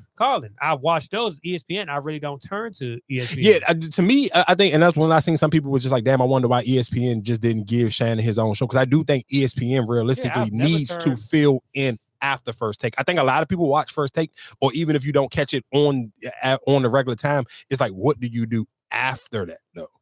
Yeah, no, I never. And I did see, and I seen Stephen A. Smith say, and we can go back into something else. We ain't got to drag it out too much. But I did see Stephen A. He was on Paul George podcast, and he was just like, he don't fuck with the athletes trying to be media at all. He was just like, nigga, I hope all y'all niggas feel. It takes value from away from them. For sure, yeah, it do, but I don't think all athletes are good at that shit neither though. I just think you do naturally have a platform already because you're an athlete, so people going to watch already. But I don't think. Like if you sitting here saying if I'm going, I still probably would go run and listen to Stephen A.'s opinion before I listen to any of them other niggas, even Draymond. I would still take a Stephen A. or a Shannon Sharp over a lot of those niggas, and I think even a lot of them just realistically kind of trying to figure out like you need a co-host is a fucking you need a co-host that can actually just still kind of carry it with some type of pizzazz to it. Like it can't just be just dry ass sports shit. Like I don't think it's a hard jump. Like I don't necessarily know like none of them is really making a name for themselves where it's like if I ain't really into sports, like I'm just geeking to go listen to them. Yeah, that's why I say I feel like even with I might tune in more to Skip just to see, you know, how is it after Shannon left. Like I feel like I get it, Shannon and Stephen A. is just gonna be, you know, we two shouting, you know what I'm saying? Like, but I'm gonna go, I want to see if Skip going, you know, is he gonna bounce back? I feel like just Shannon, are you just another person that pops up on the screen on Stephen A. show? Nah, you got Shannon Sharp fucked up. I don't know what planet you live in, but you got him all the way fucked up. But what is his dynamic really going to change from everybody else that didn't had on there, like to just come up on there or just make an appearance? Like I feel like Shannon Sharp, like we grew on him and Skip going back and forth. But I feel like, okay, if I'm only doing 2 days, we was used to you seeing you every day. Now you're only doing 2 days. You pretty much just talking about I think somebody said that really. I think he was going to bring Club Shay Shay to ESPN as well too. I'm not sure because he haven't done that yet since he left. Since he's officially left Skip Bayless, he haven't put out no new Club Shay Shay episodes either. So I don't know if he bring that to ESPN, which ESPN, like I said, needs some ever programs outside of First Take. I mean, we're gonna see. I mean, we'll see. All of that shit. It will play out in the next couple of weeks. But real quick, I will get into other news. I don't like the way people from like was in the comment section after the Howard situation took place. For people who don't know what I'm talking about, it was like shit was a brawl in front of fucking one of those little dorms on Howard campus. Well, which for people who don't live in the DMV area, Howard don't even have a real campus. It's on Georgia Avenue in Northwest Washington D.C. And the school is in one area and the campus like. The campuses are like on different off streets close to the campus. So it was in front of, I want to say probably realistically, it had to be in front of that, I guess that freshman dorm, because they the only motherfuckers is at school right now. When it happened that week. And it was just a big ass brawl. And it was basically saying it was kids that were hanging out at Banneker High School. And it was just a group of teenagers. And again, that kind of go back into the conversation that we've been having for a couple of weeks. But the reason what I said originally, what I don't like the way that the people were in the comment section making it like it's always been like that. Like, oh, they always, and of course, let's be clear, I know people who went to Howard and they do tell them in those orientations, make sure y'all be careful with the locals. But it ain't never been like that. Niggas don't go up to Howard trying to fight Howard students. Niggas go up to Howard to try to book Howard girls and shit like that. Or you go up there for a party. Nobody never was going up there on that type of shit. But I seen people in the comments trying to make it like, oh, that's nothing new. Or you know what I'm saying? It's always been like a beef between the locals and the students. Like it never been no type of shit like that. Nigga, I've lived here my entire life. I'd have been to Howard campus a million times, and niggas never go up Howard thinking about doing anything else besides trying to get some fucking pussy when you of that age where you dating college women. Like, that's just what niggas did. Ain't niggas never went up there to, like, what? But I just seen people in the comment section like, oh yeah, I went to Howard and we always had little, it's like, when the fuck was that a thing? That shit never was a thing. That again goes back into just that new generation of fucking kids and their parents not being fucking parents, dog. Like, that shit was in the middle of the fucking night. It was fucking dark outside, and niggas is just like, I don't know, dog. I just honestly be thinking, it's heavy on that parenting shit, dog. Motherfuckers really just don't be wanting to be parents. That's all I'm saying. And that shit is just, it shows a lot. Like, for it literally was 50 kids, and they said, like, one nigga stabbed somebody. Like,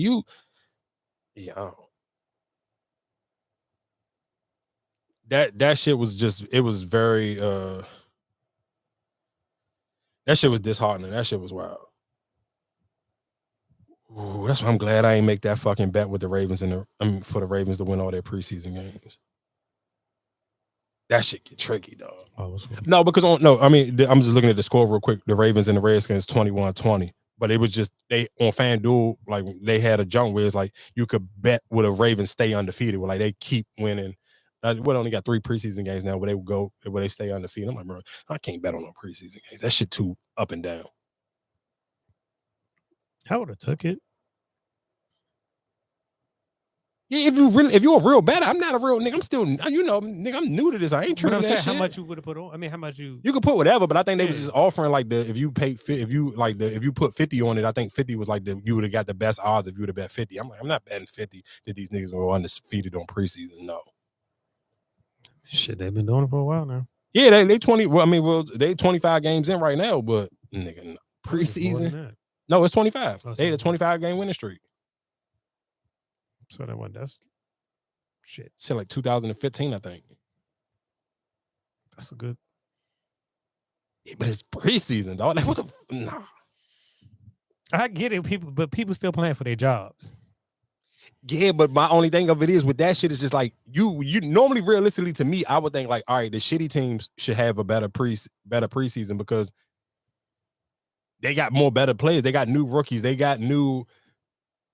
Not necessarily. Not necessarily true. Cause shit, Detroit ain't been in the playoffs in how long? Since 91. So that mean they've been in the draft every year. I don't think that's true. Yeah, some teams just don't know how to draft.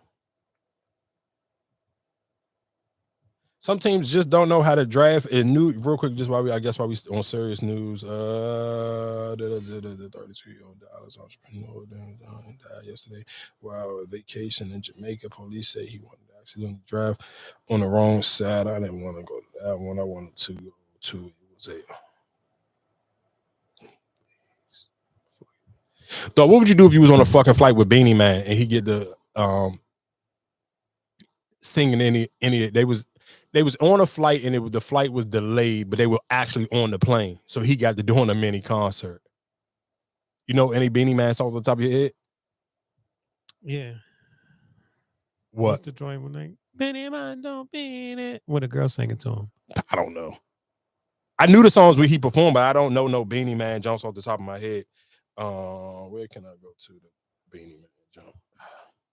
If I could pull it back up, hopefully if Twitter let me. Sometimes Twitter be letting you rock with the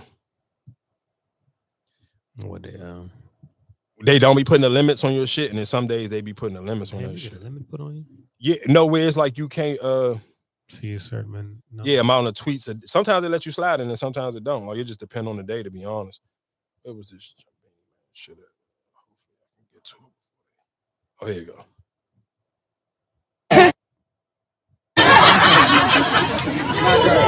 Oh, na, na, na, na, whoa, na, na. Oh, na, na, na, it's all about wrong. Big fat sister, night. All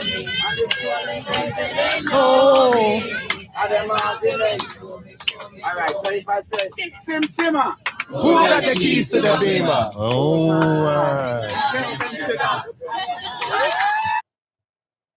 yeah, shout outs to Beanie Man. He was on a flight and the flight was delayed. I probably wouldn't have known none of those songs. So I guess what is this? Antonio Armstrong Jr. has been sentenced in connection to his murder of his parents in 2016. His dad, Antonio Armstrong Sr., was a former NFL player, and the judge ain't playing no games with that nigga. That shit was crazy. Like, dog, it be just some of those stories that you hear and it be like, yeah, but this story though, from even reading some of the comments, it's not his first time in there. And I think the other ones was a mistrial, some shit like that. oh, they've been trying to trial him for the same thing? Yeah, he been out for a minute. That's why he got kids and all that now. If I'm not mistaken. Damn. Oh, so he just got the wrong. Because he got a brother too, and I think he tried to blame it on the brother.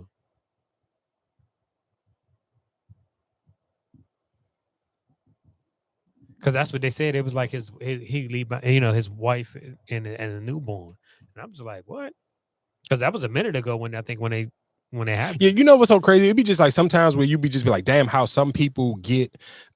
I'm tripping like shit, boy. I was about to be sick in this joint. I'm lunching. Yeah, plugged up. Nope. Damn.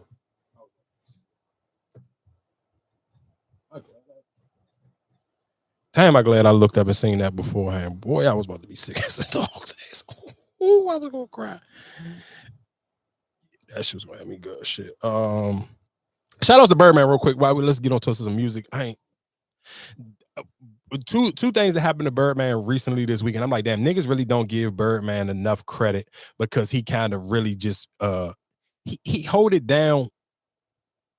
I think because people probably sleep on what he do right now. Real quick, I guess because he's not as front street with it no more. Of course, because music videos isn't as popular, and he's just not one of those people in the front street of like, hey, boom, let me get in this video, boom, boom, boom. Like, back in the day, you always seen him in like the Hot Boys videos or old Lil Wayne videos or even early Drake and Nicki videos. Birdman was always in them, but he kind of really played the behind the scene roles a lot now. And what made me even say that was, and I think I sent it to you, Birdman. Yep. If I gotta just talk my shit, I could talk my shit without do that too. No help, bro. You know what I mean? Yeah, that's so. I just popping my shit, but nah, man, I won't be on some of the songs, dude. Nah, man, come on, bro. I need to go to my legacy that I got someone with Vert. Mm-hmm. You know what I mean? You know what I mean? I did my thing with Slime. You know what I mean? I need that. I want that. I want that. And we here for a few days. We can make that shit pop. Let's do it. Nephew, whatever. I'm not going nowhere. Nephew, whatever I need to do, if I need to pay for anything pertaining to your travel or your room, I'll handle that. I just want to spend some time with you. So what? Well, like I mean, he even kind of ran down his list, and like I said, I don't think he even gets enough credit for what he did for Young Thug and Rich Homie Quan early in their career. How he even kind of showed up for them and even gave them, like, I mean, that fucking they wanted it some shit. Both of them, you can still say arguably their biggest song was Lifestyle, and that was on a Rich Gang album. And Birdman put that song, you know what I'm saying, put it out, did the video and all that case may be. But then, well, like I said, that came out for people who don't know what that clip was. That was Birdman in the studio with Lil Uzi, and Lil Uzi supposed to be working on the Barter 16. And of course, for people who don't know, the Barter, what was it, Barter 6 that Young Thug, when Wayne and Birdman was having their beef, Young Thug jumped out there and was like, all right, you know, just because Wayne on the Carter 5 now, I think. Yeah, that was the last one, was the Carter 5. So yeah, so before he kind of jumped ship, like before Wayne even got to put out the Carter 5, Young Thug was putting out and promoting the Barter 6. So for Uzi, basically, you know, and of course Young Thug is still locked up right now. So it was kind of like, oh, boom, I got some, you know, some Young Thug features probably laying around or whatever the case may be. And Uzi always kind of praised Young Thug and talking about how he looked up to Thug. So him doing the Barter 16, and it made sense for Birdman to be like, all right, well, cool. If you're going to run with that name, let me get on this project and let me talk my shit. And which I think is a smart thing for Uzi, because I told y'all, I think that's how I became a Young Boy fan. And that's why I was saying I think Birdman don't get enough credit, because shit, even him on Rob 49, like that project that kind of was the breakthrough for Rob 49 after the Vulture Island Joan, Birdman all over that project talking this shit. Same thing for NBA Youngboy. He literally, that Birdman and Youngboy project, Birdman ain't on there rapping for real. He just on there talking. He just on certain songs, talking in the intro, maybe talking in the middle of it, talking to the end, and just kind of stand. But I just, like I said, I just don't think Birdman gets enough credit, because he ain't in your face like Diddy. Like, he just kind of really, like I said, in his younger days he was, but it was like the older he got, the more he kind of fell back. Where he was just like, I'm gonna let my artist shine. I really don't need to be in the videos. I don't need to do all the extra shit. I mean, my people gonna do what they do, and it's gonna speak for itself. What? So that Barter is that? So some songs got leaked. I didn't go. I mean, of course, because I was listening to the Quavo and I was listening to the ESTG. When they said like 9 songs got leaked, I didn't go looking for the 9 songs to try to figure out what he had going on. But now, yeah, they said 9 songs from that project already got leaked. So they didn't know if he was still gonna put it out. But then that's these clips of him and Birdman talking. I'm sure that they still gonna put it out. So like I said, I just don't think Birdman get enough credit, especially for ushering in a lot of the new generation, because it's not like he was even on FaceTime with NBA Youngboy, like, nigga, yeah, you need to hurry up and put out a new album. A lot of this shit watered down right now. I just don't think Birdman get enough credit. That's all. So I just wanted to kind of touch on that for a second. Seemed like Britney Spears and her husband calling it quits about the shooter divorce. I guess the prenup, he ain't getting nothing. That shit was just, you thought you was marrying up, and you absolutely married and got nothing out of this situation, Jack. You can't get nothing. Shit, she got her shit back. So you can't get nothing now. Oh, yeah, well, he ain't getting nothing. Yeah, because I'm pretty sure when you got married, that shit was controlled by him down. So you can't get nothing now. Yeah, you ain't get. Well, he's not. It ain't. The divorce basically say he gets nothing. He no spousal support, no Nathan, nothing. You can't get nothing. Yeah, that's smart on the parents. Yeah, and I do think enough people don't kind of give her dad his credit, because he was kind of getting a lot of backlash at one point. Of course he was getting over. 9 times out of 10. But did he save her ass? But just, yeah, for sure. But I'm not even just saying just saving her ass then, but just watching her behavior, the way it's playing out on the internet now, is kind of like, was he really getting over? He kind of really was looking out, because who the fuck know how bad she really would be crashing out if she had access to all that bread. Or she be tripping. But he got the kids though, right? Oh, not her father, but whoever her ex was. Oh, whatchamacallit? What is it, Kevin Federline or some shit like that? Yeah. Because I remember they leaving the country. Yeah, so, and then shout outs to Taylor Swift. Taylor Swift, I don't know why. Of course, I don't even know why I'm talking about all these white people, but it is what it is. Police was forced to shut down a whole street because Taylor Swift went to a local bar spotted in New Jersey. Yeah, bar and restaurant on Friday, which led to hundreds of people just pulling like that nigga. That shit was jam. Sick. What you mean? I'll be sick. Like if just imagine you there on a Oh, date if you or something. yeah, yeah. No, if y'all live in the area, or even shit, even if that's my normal Friday like spot. If you was on a date and you there, and now you and that's my low key joint, and 9 times it probably you was out there. Ain't got no business being there. Now this shit. Oh no, that's worse. No, that would be worse. Shit is hot. Yeah, if you was sitting here saying you was trying to be low key, like you was cheating, or you were just out on with like a sneaky link type of situation, and you was at this fucking bar, you thought you was being low, and then you get caught because Taylor Swift come in there just off the humble, and now thousands of people bum rushing this shit. Yeah, you'd be pissed. I'd be pissed. So pissed. Shout out to Taylor Swift and the Swifties. They held that shit down. Just I guess real quick. Yeah, shout outs to the weekend. The weekend break. The weekend has set a new record for packing out 87,000 people at Wembley Stadium. And you know what's so crazy? When I seen that number, I was just like, though, for the weekend to be such a big star, I have never like really been in a car or even been around a girl and was like, oh yeah, play this weekend. Like, you know how it'd be some artists like when they just like Drake is so big, it's literally like We can have songs. I don't think he has an album where you be like, let's play the weekend. I think he did before he got super famous. When he used to hide himself, like all his videos, he never was in the videos. Like what I think that project, what was called what was it? Balloon, whatever the fuck that shit was called. Yeah, he has songs, but I don't think he has like something that you just play in the car. Like we about to just. No, that's what I'm saying. He did at one point in time. He did when he was becoming the weekend. I don't think nobody would get in the car and say, "Hey, turn the weekend on." Yeah, but a nigga that could pull 87,000 motherfuckers, that's a lot of people, dog. Hell yeah, in Wimbledon. I mean, hell yeah. What's that? That's the joint in what, London or some shit? Yeah. 87,000. That's a lot of people. That's a whole lot. Shout out to the weekend. And it's the fact that it's there. I'm pretty sure a lot of people travel there for that. I don't think you got all them locals in there. Yeah, shout out to that nigga. That's different. I ain't gonna hold you. 87,000 people is a lot of motherfuckers.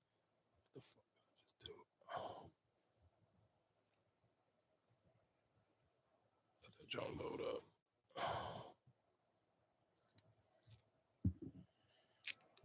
I'm gonna have to call them. What? PlayStation? Some pornography.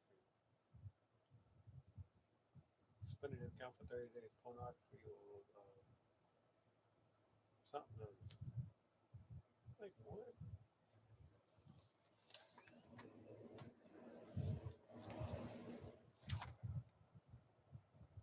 But really.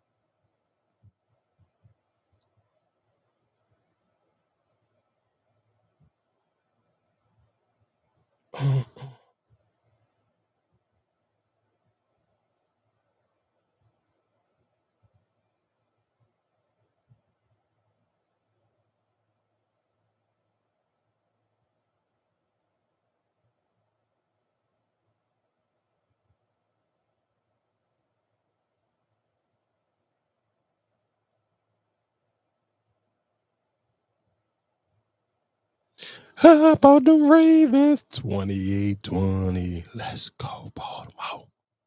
Let's go. Baltimore.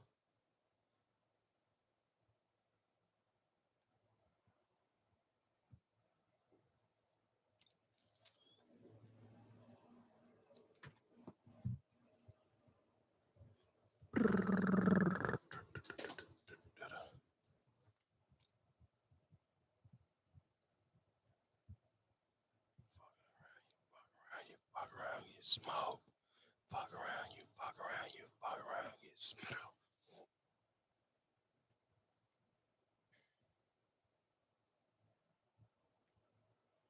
I think you're beautiful. Thank you. I love that you all natural. But you say your ass natural because you said you got your titties done. But Oh, I don't yeah, think yeah. that matter. Like, because it's going to be don't. a bitch who got surgery who going to come in and kill the room too. So I don't think like that really matter. I don't like when girls do that. It's your body. If you look good, you look good. You don't got to throw that out there. Right. Right.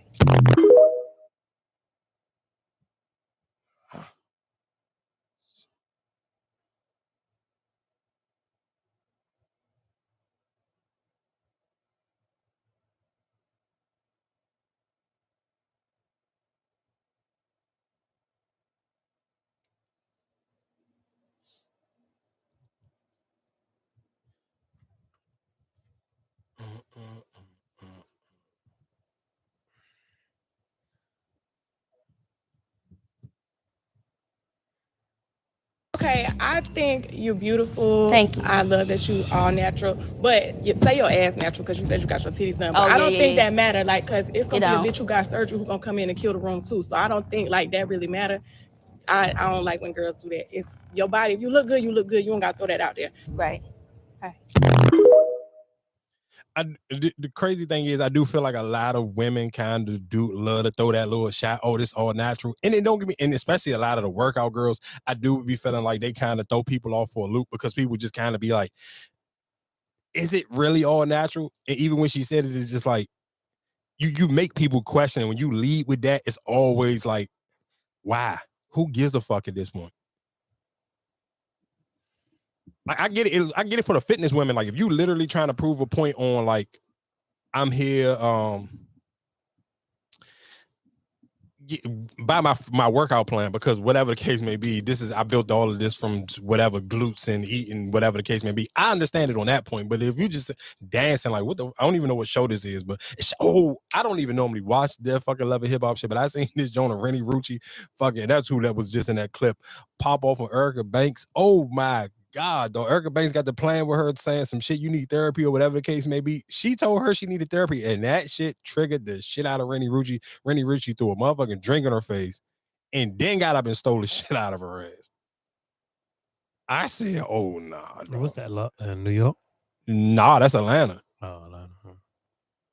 Shout out to fucking Big Rennie, a.k.a. I ain't even going to say what my a.k.a. for Rennie is. I love you, Rennie. Yeah, that shit was OC. What was it? Let's get into the shot real quick early, because of course, because you are a parent. So the question for me was, and it had me kind of stuck on stupid, was like, do you feel like Keisha was wrong for people who don't know, let me paint the picture first. So in this episode, of course, Emmett and Keisha was having a housewarming. So Tiffany and Emmett's son was in there playing with his younger brother. Well, not his brother. Fucking was that younger brother? That was his younger brother, or was that Keisha's son? Oh, it's probably his younger brother, because that little boy was a little too big to be Keisha's son. Yeah, so basically he was playing with his younger brother. That's not his brother. Huh? Wouldn't be his brother.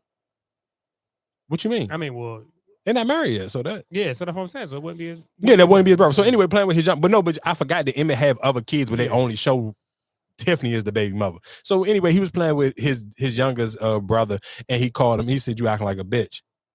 Emmett laughed it off, but then Keisha, of course, for people who don't know, y'all know Keisha worked in the school, so she was just like, so the first thing to go to her brain is, nigga, if he's talking like that here, you think he's not talking like that in school? Right.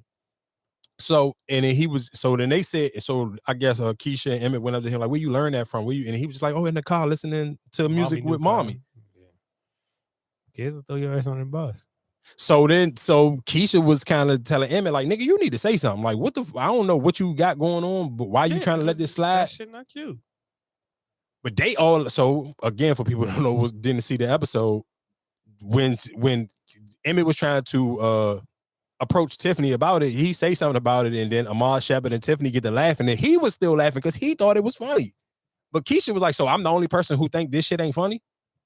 And she kind of put her foot down like, I'm the adult out of all these, us who supposed to be co-parenting together, I'm the only real adult in this fucking room. So let me call out the fucking shit because y'all acting like this shit was funny. So y'all think this is funny.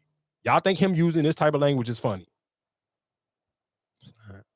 So my question to you is, as a parent, because when she said that, then that's when Tiffany kind of got on the fence, like, oh, slow down, pump your brakes. This is my kid. Like, what the fuck? We listen to rap music. Okay, he picked it up probably from a rapper. And then so Keisha was like, nigga, that's not okay. Keisha was not. She was not wrong for it. Yes, you put more pressure on Emmett or whatever the case may be. How you co-parent or how they go about it, but like she said, like if we're gonna do it, we all doing it together. And you see it, it's like, oh yeah, that's fun, you know, but that shit is not cute at all.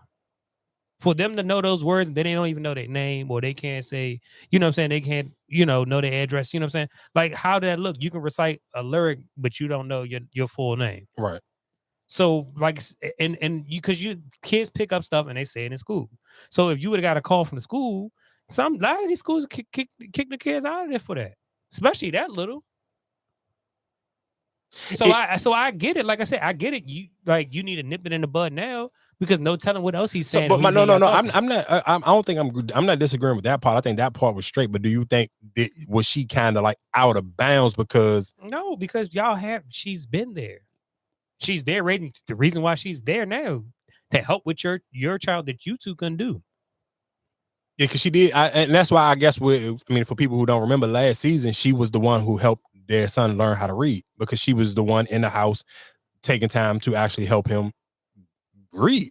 Right, and it just like even looking at Amar couldn't say nothing. He apologized. Yeah, he apologized, but he can't speak on it because that's not my child. I can't speak on it. But for Keisha, yes, she is a parent, and she's there with your. Ahmad ain't having no interaction with you with this son. Yeah, no. So for him to speak up or say anything, you be like, now that would be kind of like, nigga, what? You know what I'm saying? Like, who are you? But Keisha's been around. But let's be honest though. You right. But what's the difference between Keisha? Let's just playing devil's advocate. What would be the difference between Keisha and Ahmad Shepard? They both play the same role. None of y'all married. But I interact with the kids. I helped your kid. I'm there with your kid. Ahmad Shepard's not there with the kid. He's not doing shit. You stand in his place. Okay, and Tiffany, and Keisha was staying at Emmett's place. But I was taking care of. What is it? And when Ahmad Shepard's there, he's just doing him. He's not interacting with the kid. No, I know. I get what you're saying, but and we know that because we're watching the show. But let's just say if Emmett and them, they're not there, you don't know what this nigga doing in the house. Like, we don't know that he ain't helping with homework and shit. We know that because we're watching the show and you see him, like you said, when they all in the house you never even seen the son in the house at the same time with them. So that's why I don't think Keisha was wrong for what she did. And shout out to Tiffany for actually, of course, at that time in the room, she turned up on Keisha. But she was wrong too for even saying that. Oh, you can cuss, but your kid can't. I'm an adult. He's my fucking child. He should not be cussing. I think that was they caught her off guard, and that was just her, like the dumb response. That response was dumb as shit. That response was stupid. Right, but then when he started disrespecting you and calling you out your name, come get your child. Mm-hmm. God nip it in the bud sooner or later. Yeah, that one. And when he started going off on you, then you called me. Oh, your son over here being disrespectful, but you was the one that was okay for him to listen to rap music. Yeah, that one get tricky. Just real quick, because I told you, and I just want to just redouble back on that conversation we had 2 weeks ago when the episode 1 came out. I told y'all, Emmett is going to eventually fuck Tiffany. I don't think so. Dog, so tell me, so that them going out for the breakfast shit. Dog, I feel like once you get to that point, point you think? Before, okay, go ahead and say what you about to say. So I'm saying once you get to that point, like, all right, I'm done with it. Remember, he turned her down before when she was in the lingerie. We had that conversation. And that was at the beginning. So we had that conversation 2 weeks ago. That's cool. But the way their relationship is playing out, the slowly but surely, like even when they was laid up, like if Keisha just I'm not giving you no more sex, you like, I'm talking about how that's the only way I can see him going back. Like if Keisha just like, all right, I'm not giving you no more. So no, but hold on, listen. No, what I'm saying is let's go back off of at the beginning of the episode when he cleaning up the junk and they having that conversation. It was like, damn, we really had some memories in here. Boom, like they had their little moment, and then he asked her like, "Are you happy for real? If you over it, why ask that question?" You can ask that question. I'm checking where you at. I want to see if you really happy for real. But why? What's the purpose of check? You don't need to check with me. I just made that serious investment by buying that car for you. What the fuck do that got to do with if she happy or not? That car, if she not happy, that car gonna go with her anyway. But a lot of things can happen with, you know what I'm saying? Like that gonna be in the back of my mind. Oh damn, I gave you this car. You pissed off of this nigga. You know what I'm saying? Like shit happens. My thing is, like I said, he asked that question. Like, are you good? I don't think it's like, oh well, damn, I want you back. You realize what? Because look how much work he put into being with Keisha. Yeah, I listened to, but that goes back to what the conversation we was having earlier. Niggas do a lot at first, and then you it's like until you actually get, now you got her. Now it's like, dude, was this work worth it? Hold up, I really want to give for D. Ray Davis, because you right now you fucked up a lot of people in their situations in their household right now for the bullshit you've been kicking. What you mean? What his role? I mean, because he was the reason why Emmett bought that picture. Remember the artwork? Yeah. Remember he was like that's when he was on YouTube, and remember I think that who ended up catching him at Smokey's? I want to say it was Emmett that caught him at Smokey's. It might have been. So I'm just saying, for what he made him do, like wait out when Keisha wasn't trying to give him none, and you made him wait and all that, you preach that shit. People fall. Now look at fucking what's name now. Yeah, okay. You look at fucking smart guy. What's the brother from Smart Guy? Whatever his name. Yeah, his ass. Listen to him. He like, yeah, well, I drive my head. I can't smoke in the house. Like, listen, yeah, nigga, nah, you've been taking care of them. No. That part was the extreme, but let's just keep it kind of on the basic shit he was saying though. But he was saying some real shit because it was just like, is this really your? Because I think, and I've done this before. I've moved in with a woman. And the crazy thing is, I wasn't like him. I had my own shit, and then I was like, all right, well, cool. Me and this bro are really fucking with each other.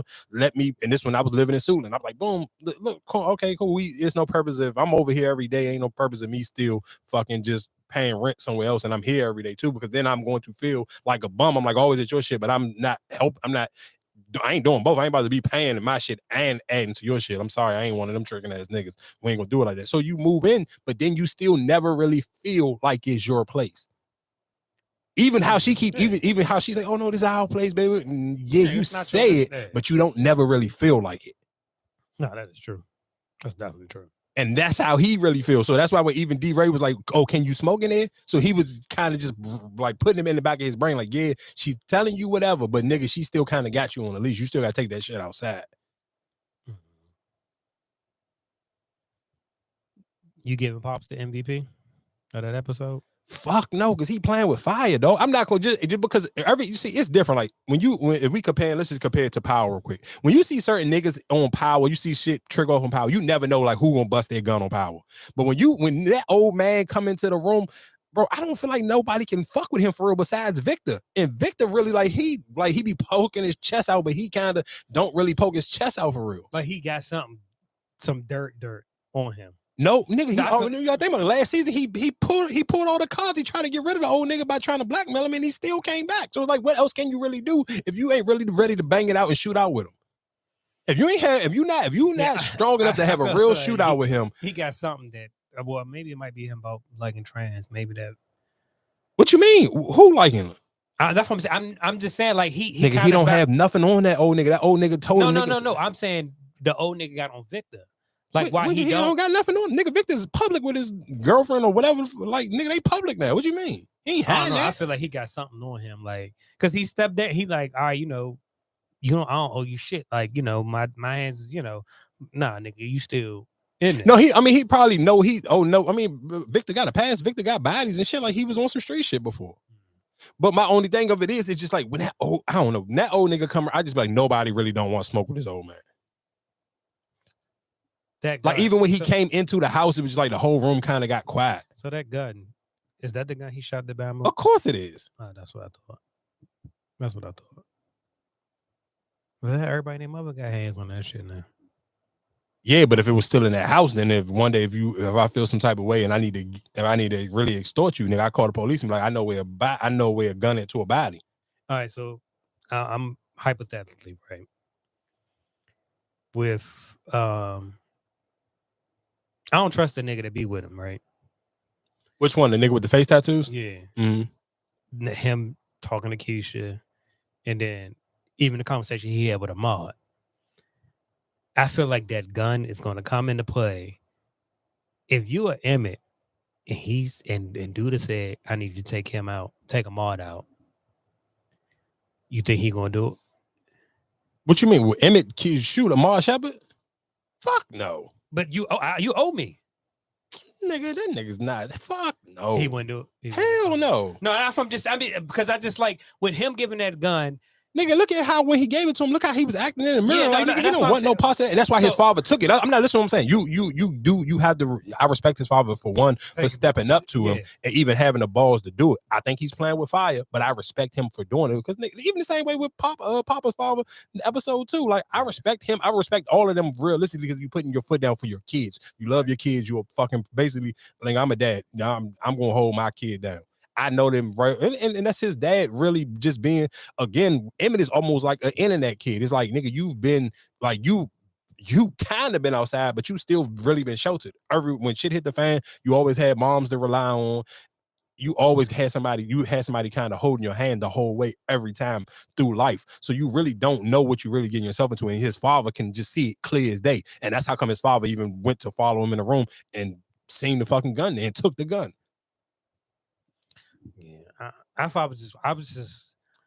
But even just real quick, let's just to even go back on topic to just the whole way I think, even just with Keisha, her mother asked her, like, "Are you really happy?"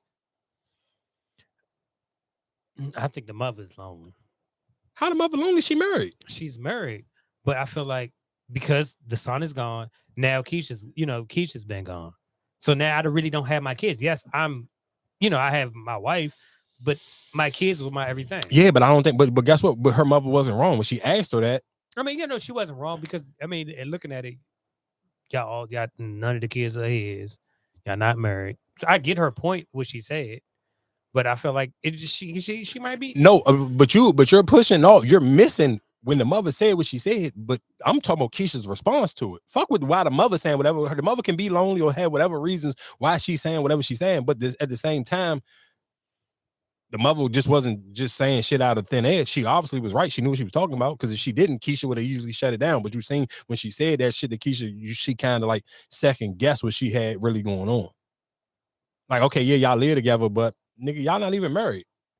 So now you in here raising all these kids. Them kids ain't yours. 3 of them motherfuckers not yours. You raising 4 kids, 3 of them ain't yours. When she said that shit, though, I'm going off of body language, watching the way her whole expression and shit changed. Yeah, her mother could be coming from a place where I miss my kids being in the house, but that don't have nothing to do with Keisha's response. And then I'm tying that into when the nigga with the tattoos get to apologizing to her, and the way she's sitting here, she getting all lusty eyed and like, oh, what took you so long? The fuck do it matter what took him so long? You supposed to be in a relationship with Emmett. That's why I'm telling you, nigga, it's nowhere in here. That's the perfect right there. What? You ain't gonna get if the nigga.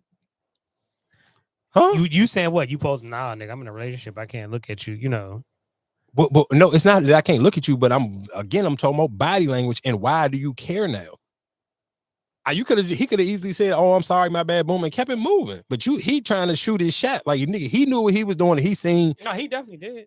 He seen the room, but that's why, again, when I'm talking about body language and I'm talking about the way somebody responds to whatever the conversation you having, I watched the way he responded to what they had going on, and his response was just, her response to that was just it was like the door was open. Way open. And that's what I'm telling you, nigga. Watch what I tell you. Mark my word. Before this season is over, watch it. Emmett and fucking Tiffany gonna get back together.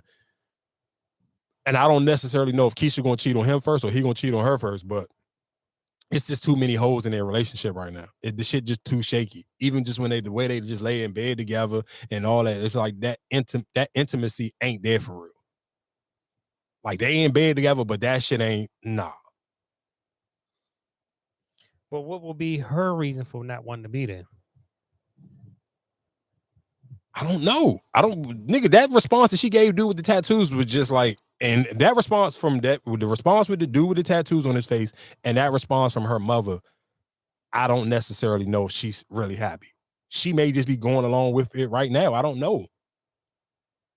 Because of the situation that she was in.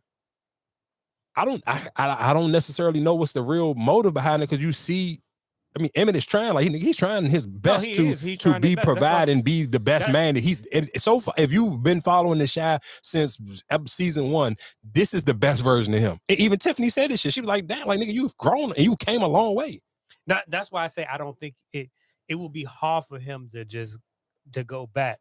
Now, any other joint, maybe. But for him to go back, like, I didn't clear this path. We've been good. You tested me already out once. To go back again and mess with. Nigga, they went to breakfast together. If my girl, listen to what I'm saying. I hear what you're saying. If my girl went to breakfast with her ex, I'm gonna feel some type of way. Not just her ex, her baby father. Okay. Yeah. I don't know what to tell you, Bucko, but yeah, I'm a little different. Yeah, for you sneaky motherfuckers, it do. You're absolutely right. Are you the best point guard ever? Yes. I have to, yes. It's me and Magic. That's the conversation. Are you the best point? So people who don't know who that was, that Steph Curry with doing a sit down with Gilbert Arenas. Shout out to Gilbert Arenas. That's one nigga. I don't care what nobody say. I'm gonna always. He trying to get that bag. And not even necessarily. He deserve it. I can't believe ESPN ain't go chase him down. You get rid of all them other niggas. You should have went for Gilbert Arenas. It make no sense for you not to. But let's get on the topic. Do you believe that Steph Curry is the greatest point guard of all time? I mean, what's your definition of point guard? I think that's all that matters. I think that's your ultimate. I mean, what is really your judgment, or what do you look at? Because when you say a point guard, what? Because he lead in assists? No, that's the position he play, nigga. No, but that's what I'm saying. I know, but all right. But what do you say? Are you making him a point guard off of his assists? How he make the team better? How he run all? You know what I'm saying? Like, what do you? Because if I say what John Stockton is the leading assist of all time, yeah, right. Are you going to say he was the greatest point guard of all time? Nah, I'm not going to say even your top 5. John Stockton? Yes. He's not. But no. He wouldn't be in my top 5. But just realistically, it depends on what you're going off of, what we judging off of. Because I think Steph only can sit here and say that now because of rings. I got 4 rings, and that's what he basing off. That's why he said it's just him and Magic, because Magic got 5. But they both changed the game. Magic changed the game. That bigs can come up to make passes. But if I got Steph changed the game. No, I get. Listen, I get what you're saying. But if I'm sitting here saying, and I could be biased, and we can debate about it, or you can say I'm just dead wrong, because I'm still gonna go Penny Hardaway. If I'm going, come on, really, right? No, I'm just saying when we talking about when you're talking about a point guard, he wasn't even a point guard, wasn't? What's that? Nigga, Penny Hardaway was the point guard. No, nigga, Penny Hardaway was the point guard. Scott Skiles was there before Shaq got there. Okay, all right. Well, you say Penny. You're the only person in America to say. You think Steph Curry could check Penny Hardaway? We not see. There you go. Now you're talking about who's checking 1-on-1. What do that have to do? You saying he's a better scorer? You saying Penny Hardaway is a better scorer than Steph Curry? You can't say nobody was a better scorer than him, but we talking about an all-around player. But you're right. But what you're telling me, what you're about to sit here and say. You saying can he check? Who can Penny check right now? Would you if you put Penny in right now, he would be top 5 right now. Oh, Penny was fucking LeBron before LeBron, though. He's 6'9". Because he was what you're telling me because of his height, that would made him. I'm talking about his skill level. When I got 2 eyes that I watched him bust Michael Jordan ass. Okay. So you would take Penny over Iverson? Yes. That's your opinion. That's what I'm saying. I can't. That you're a fan of. And Allen Iverson not a point guard though. What? That's what I'm saying. Your definition of what? Nigga, I ain't going off a definition. I'm going off of the fucking position is beside their name. It's an SG. It's a PG beside your name. What made Penny a point guard? Nigga, because beside his name is a point guard. Oh, well, besides Steph Curry, name is point guard. So if that's what we're going, what's beside your name? Yes, he is the best point guard of all time. What are you comparing it to? Like, I don't think he's better than Kyrie Irving. Oh, why? Because I seen them two niggas go head to head matchup, and I seen Kyrie eat his fucking food. Mm-hmm. I seen And Kyrie get a whole. got one, and he got how many? Yeah, because you played on a fucking stacked team. The same way niggas easily keep trying to skip over. Hold up. That ball. He played on that same Boston team, right? What Boston team? With Jaylen Brown and Jason Tatum and all them, right? Yeah, they didn't make it to the championship. They didn't make it to the championship. Yeah, because King James was still there. Right. But my thing, what you're saying, Kyrie, you saying his one, Kyrie's never won MVP. Steph has won the MVP. Mm-hmm. What else are you saying that Kyrie does better than him? He's just better. Like what can you say that Steph do better than niggas besides shoot? He shoot better than niggas. Kyrie, like what nigga? He don't think that ain't that how you win the game when you score more? Nigga, if you play defense, what's the difference? You score Kyrie more. Don't play defense. Steph played more defense than Kyrie. So guess what? Listen to what I'm saying. When they played in the finals, game 7, who checked? Who shut? Who put the clamps on who? I don't think Kyrie put. Nigga, the play before last, not the one with Kevin Love was checking Steph, but before that, nigga, Kyrie was checking him the whole game. I don't know about that. So that's my whole point. Steph can be the greatest. Oh, he can score at this point, but nigga, his man was supposed to be Kyrie Irving. Kyrie gave them niggas 41. Game 6. You remember that meant. Well, I don't know. You don't be on Twitter like that, but every time somebody do some crazy, two people do crazy shit, they always throw up. Oh, is the Kyrie and LeBron game? Both of them niggas had 41 in Game 6 against the Warriors. That's your man. That's who you were supposed to check. So how do I say you the greatest point guard of all time and I watch a nigga eat your food in front of you? But what you're saying, right? You saying that one series. Then what happened to the other series? They didn't play. They played more than once in the finals. Yeah, and they had Kevin Durant then. So now I got to check you completely differently. But how you checking me? What do it have to do with it? You're not going to check Kevin Durant. You're checking Steph. But niggas, but okay, I hear what you're saying. But guess what? Even let's just keep it right there. Nigga, he never won Finals MVP when he went head to head with Kyrie. So he didn't do nothing in the finals. He didn't show up like he did last year when he played Boston. That was the first time you seen that. If that Steph Curry holder. Listen to what you said, because he was on a team. They was playing as a team. You're talking about individual wise. So what you're saying, your performance, you're going to take Kyrie's one series, right? Mm-hmm. That one series to Steph body of work. But you making it like Kyrie, rest of his body work is trash. What did Steph do? Besides, you just what you're trying to say is he didn't show up in the finals, right? But all the rest of it, he showed up. No, you can argue if we just going off of just finals performances, we can argue that Kyrie had a better finals performance, and that one that they won against the two that fucking Steph won against him. I don't know how you can argue that, because he was still the one they won when Iguodala won it. He was still averaging 20. And that one no count because fucking Kyrie didn't play that. He only played one game. He got injured game 1. So that's what I'm saying. So how can you sit here and say Kyrie over Steph? That's your opinion. Just like you're going to say you'll take Penny over Steph. How? Because I watched Penny and Shaq play together. That 1 year, they didn't do nothing else after that, though. Nigga, what you mean? They went to the finals once and they went to the conference finals the year next after that. Okay, Steph, and then Shaq left. Okay, and then after that, what happened? Penny got injured. The same thing that happened to Grant Hill. Okay, but that's my thing. That's why when you're saying. So we talking about niggas prime. We just talking about prime. Okay, we just talking about prime. That's what I'm saying. Steph got hurt how many years back to back where he was doubted. He turned his round. He made his prime later on. He developed his game, changed his game, made it that way. How do you sit here and say Penny over Steph? That's crazy. As a point guard. I mean, I hear you. And people, motherfuckers could take it, whatever. I just feel like niggas gonna say that for Steph because he got the rings now. And he confident in saying that shit because he got the rings. But you can't take the rings away from him. Yeah, you can't. But I don't think you could I can't just be like, he's undeniably the greatest point guard I ever seen because he got 4 rings. But so what makes Penny what makes Penny better than Steph? Nigga, because I watched Penny play. I'm talking about, I mean, you said you watched Penny play, but Penny high-scoring games can't add up to Steph's. Nigga, you know we had this conversation before and we Googled that Penny Hardaway got a 50-point game on. No, he don't. It was 40. Okay, 40. Yeah, right. So in the 90s, nigga, you act like niggas was dropping 70 every night or 60 every night in the 90s. Okay, so what you sounded your eye test, right? You're saying Penny Hardaway is a better point guard for your team. You're gonna take Penny over Steph. Yes. Okay. So is Klay Thomas the best fucking shooting guard of all times? No. Why would he be his best? Why not? He got fucking 4 rings just like Steph Curry do. But you see what you're saying. You're saying shooting guard. So that's Jordan, Kobe. He don't have more rings than either one of them. One got 1 more, another one got 2. Okay. But what you're saying when you and I don't even think I think Clay might be a small forward shooting guard. I don't know, but that's what I'm saying. Would you're no way Clay could be a small forward because what would be Kevin Durant there? But Kevin Durant wasn't always on the team. He's just only there for what 2?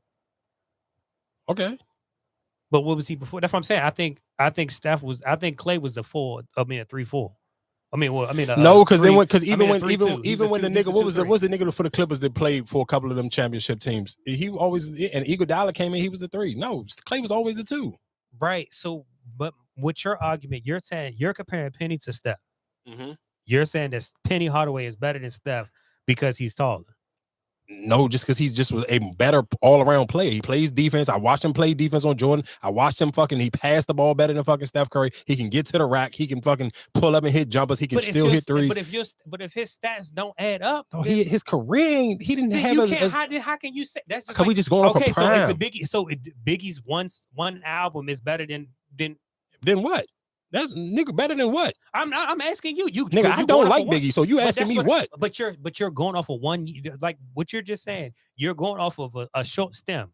Penny Hardaway had a short stem career. You're saying Penny career was better than Steph Curry's full career? We just talking about prime. I'm just talking about prime. Niggas in their prime. I'm taking Penny Hardaway over Steph Curry. Right now. All right, well, cool. We'll see if he get back. Nigga, I love how niggas just skip that we watch LeBron eat his motherfucking food, but it's cool. Don't worry about it. Don't worry about it. The season be back around again, and then it'll be another season where he don't win shit else again. We'll see how this conversation go. I love how niggas act like he literally, like they be talking like he literally just won a championship. Because if LeBron James would have lost to Steph Curry, niggas would be having a whole different conversation this summer. That's all I'm saying. Shout out to Chris Brown. Chris Brown about to drop a new album called 11/11. He's dropping it on November 11th, and he's only going to have 11 songs on it. Let that jump up.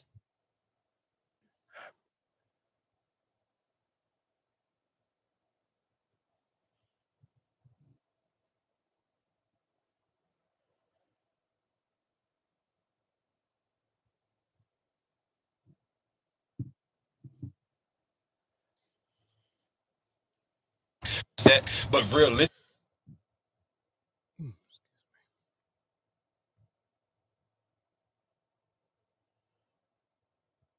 You still on the YouTube? Yeah.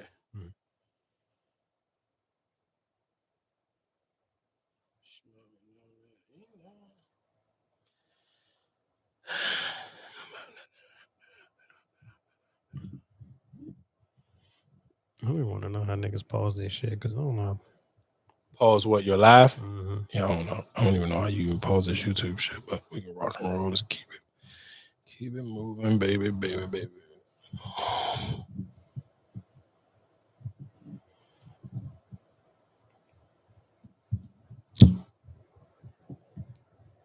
Yeah, real quick before that jump cut off, Chris Brown is putting out a new album called 11/11. He's putting it out on November 11th, and it will only have 11 songs on it. Some of his fans were upset, like, damn, we need more. But I'm sure if I'm Chris Brown and I'm even actually looking at the numbers, like, oh, are y'all really appreciating those 45 song projects for real? And the only reason why I say that, because realistically, let's just think about it. That song, what was the song that got big off of TikTok? What the fuck is the name of that song? A Chris Brown song? Yeah, it was it recently got big, but that song, it was an old song. It was Under the Influence. Under the Influence was it got big this year. Yeah, that was his last what's name? No, what nigga? That song came out 2019. Under the Influence? Yes. That was still getting played on the radio. No, yeah, it got played on the radio because it got big on TikTok.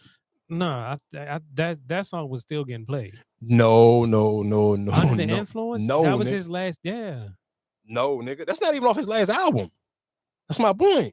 That wasn't I'm telling you, nigga, his last album was Breezy, and that you absolutely right. They played that song. You heard it getting played on the radio last year. But no, it been. I don't. Like I said, that song been played for a while. No. Yeah, you're thinking that was the shit that what's name danced with Cousin Skeet, right? The dude from Virginia. No, what was the one he was dancing to when he got out the car? No, that was that's Go Crazy. That was Go Crazy. So and then Under Influence was after that. No, before that. That's my point, nigga. Yes. No, I don't think. It was Yes, before nigga. that. I'm looking at the dates right now. Go Crazy came out in 2020, and nigga Under the Influence came out 2019. That's my point, and that's Maybe why. I'm thinking of something else. Then. Yeah, that's my point. So if I'm Chris Brown, like, do y'all really appreciate this shit? So why am I gonna keep putting out 45 songs? That song got popular because of fucking after the fact.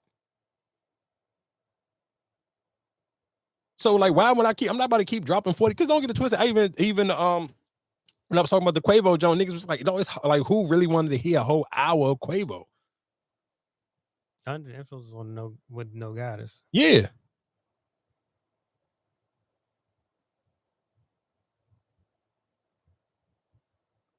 And you said the other one was 2020. That came out after them songs. That was on the joint album with him and Young Thug.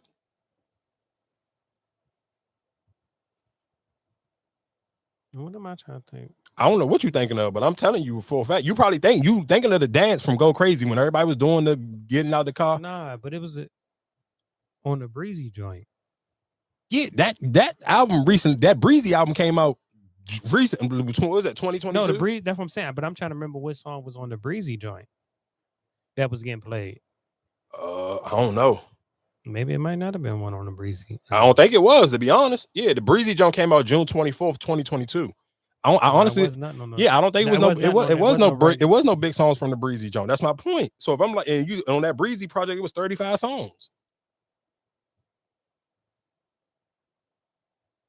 Yeah, it wasn't no real big songs off that Breezy album. So it's like, why would I keep putting out a bunch of projects, a long list of projects that people not really indulging them like they supposed to?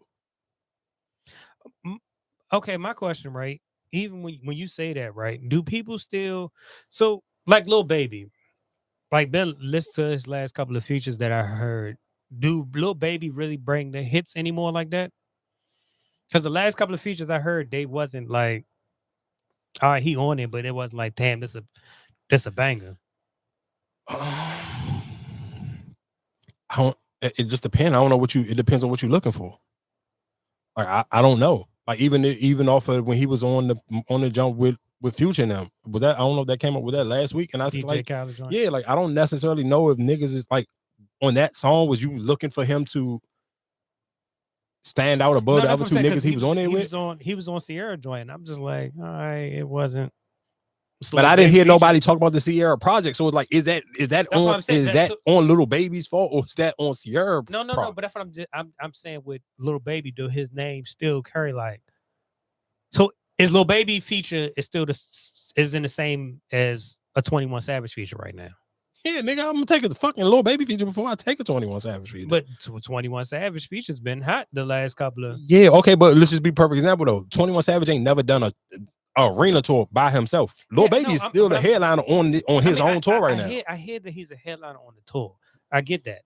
But I'm talking about music wise. Like, is it when we talking about the songs? What's the big 21 feature that made you feel like 21 was really on this song? Well, I mean, that wasn't the feature. J. Cole was on the feature. And don't get me wrong, you even if you say the 21 when he was on J. Cole album, he went crazy on that last J. Cole album. Did 21 Savage feature on it? That's 21 song. You talking about a lot? But I'm saying he was also on J. Cole's project. I forgot the name of that song, but he was on that song. 21 was featured on it. He went crazy on there, but I just don't feel like after I see 21 Savage featured on the song, I don't give a fuck. Like it's but not. I mean, that's what. But okay, with the Drake and 21 joint, like. What's that? The last with Drake, that's the last big Lil Durk. I mean, Lil Baby. What's a big Lil Baby feature? I mean, probably his biggest one that really got people going crazy for him was his shit on the Drake shit when he was like, "Nigga, I'm with his in the middle of the hoodie with my son on. I ain't the GOAT, but I fit the description." That was off a Drake feature. The last.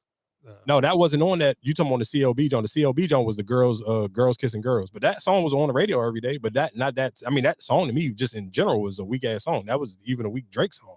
No, I'm just trying to think like, I get it. Like, hey, yeah, I want a Lil Baby feature, but I'm just like right now, like I feel like 21's features are doing better than Lil Baby features.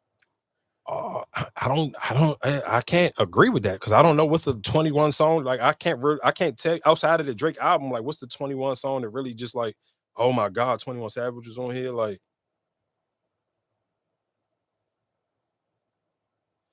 yeah, because it's hard to say that even if you go search 21 Savage name. I mean, his still the biggest song he was on was the Post Malone Rockstar. That was 2017. But they all Drake features. Like I don't know. Like.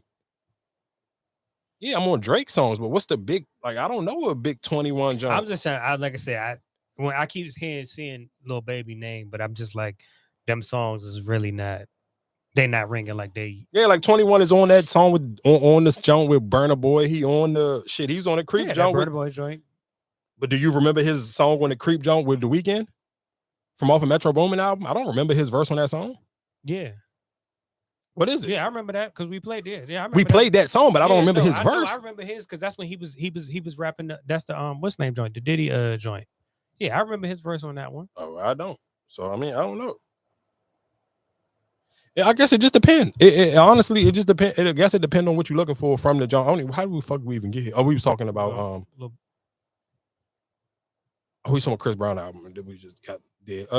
This I ain't about to say. I'm about to say shout out, but I meant to say a Michigan man killed his wife after she found out that he was living a down low lifestyle. So basically, I guess his wife found out that he was a down low brother, and before was that the one they was only been married for 6 months? I don't know. This shit happened like today. I literally just seen somebody post it. I literally just seen somebody post this, and then when I seen it, I just took it and made it a topic. So I don't know how long they've been married, but I know because I think I just saw that it was like a Michigan. I think that's it. They was only married for like 6 months, but I didn't open it to see what was. Oh yeah, then that probably was it. Then that might have been the story. But he literally I guess I don't know what her conversation was with him, or if she was like, "Oh nigga, I can't believe you," boom, boom, boom. But yeah, that shit crazy. Damn, shit sad. Yeah, because and what's so shit sad. Shit is sad. Shit's fucked up. But I guess when I heard that, who do you? What you about to say? It's like a damn if you do, damn if you don't. What you mean? Because we don't know that conversation that was had between them two, and how disrespectful. Or that's what I was about to say. Or what she was, you know what I'm saying? How disrespectful was it? And no, we don't know. And not saying that makes it right. But it could be like he can be somebody, I mean, you a nigga, and if you got a weak ass ego, and she come to him off of some super disrespectful shit, like, oh, you little, I can't believe you, nigga. I was already faking it for you, and you out here fucking with men. I can believe. I understand how a woman can take that conversation she can go super disrespectful with a nigga, and if a nigga don't know how to check his ego, it can go completely left. Right. So I'm not saying that he was right for it, but I also, like I said, you don't know people's mental or where they at that point in time, and I'm pretty sure things could have got out of control or whatever the case may be. I'm not condoning that he was right for anything that he did, but you also I can understand like he's down low, and if you can say, well, I'm about to go public, I'm about to tell, I'm about to put you on blast, then it's like, nah, damn, it's fucked up. But then it's like, nigga, why put yourself on blast after, I guess if you're going to try to plead insanity or use it as your defense when you try, I guess, to fit. I don't know. But that shit is weird. I guess my only question is, I would just wanted to even bring it up as a topic. Just to ask women kind of like, what be y'all signs or even thoughts? Because of course, sometimes women just throw different little words or sayings around and kind of bash men regardless. But I wonder, what is it that really kind of like, do you get in? What's the signs? I don't know. You know, like how them little prank people to be like, oh, call your friend. Oh, that's your best friend. Call it, It was one joint I was watching. It was a girl and a guy. Mm-hmm. And I guess, that's her best friend. He gay or whatever, right? Mm-hmm. So she was like, the dude was like, her boyfriend. He was like, yeah. He was like, all right, well, call him and say you trying Netflix and chill. And so he called it, and the nigga was with the shit.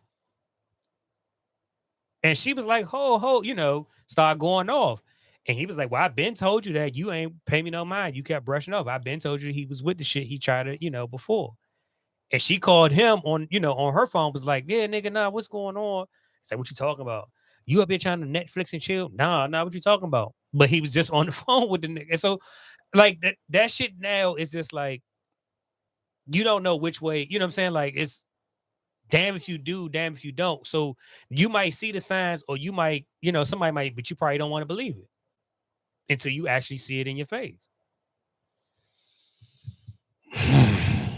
Yeah, that's tough. I don't know.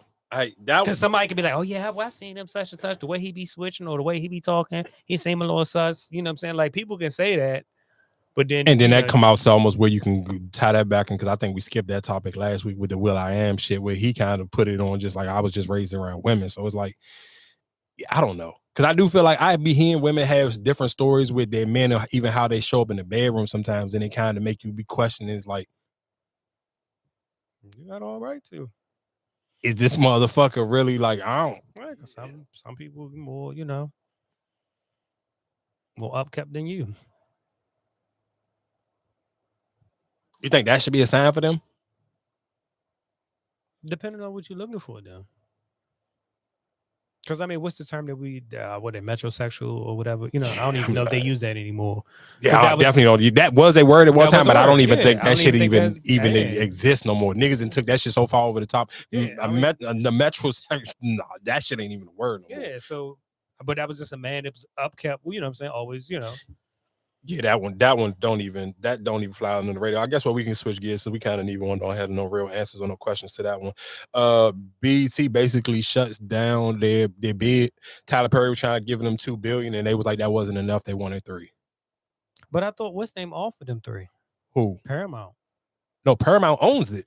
Paramount owns that all the Viacom shit. Oh, okay.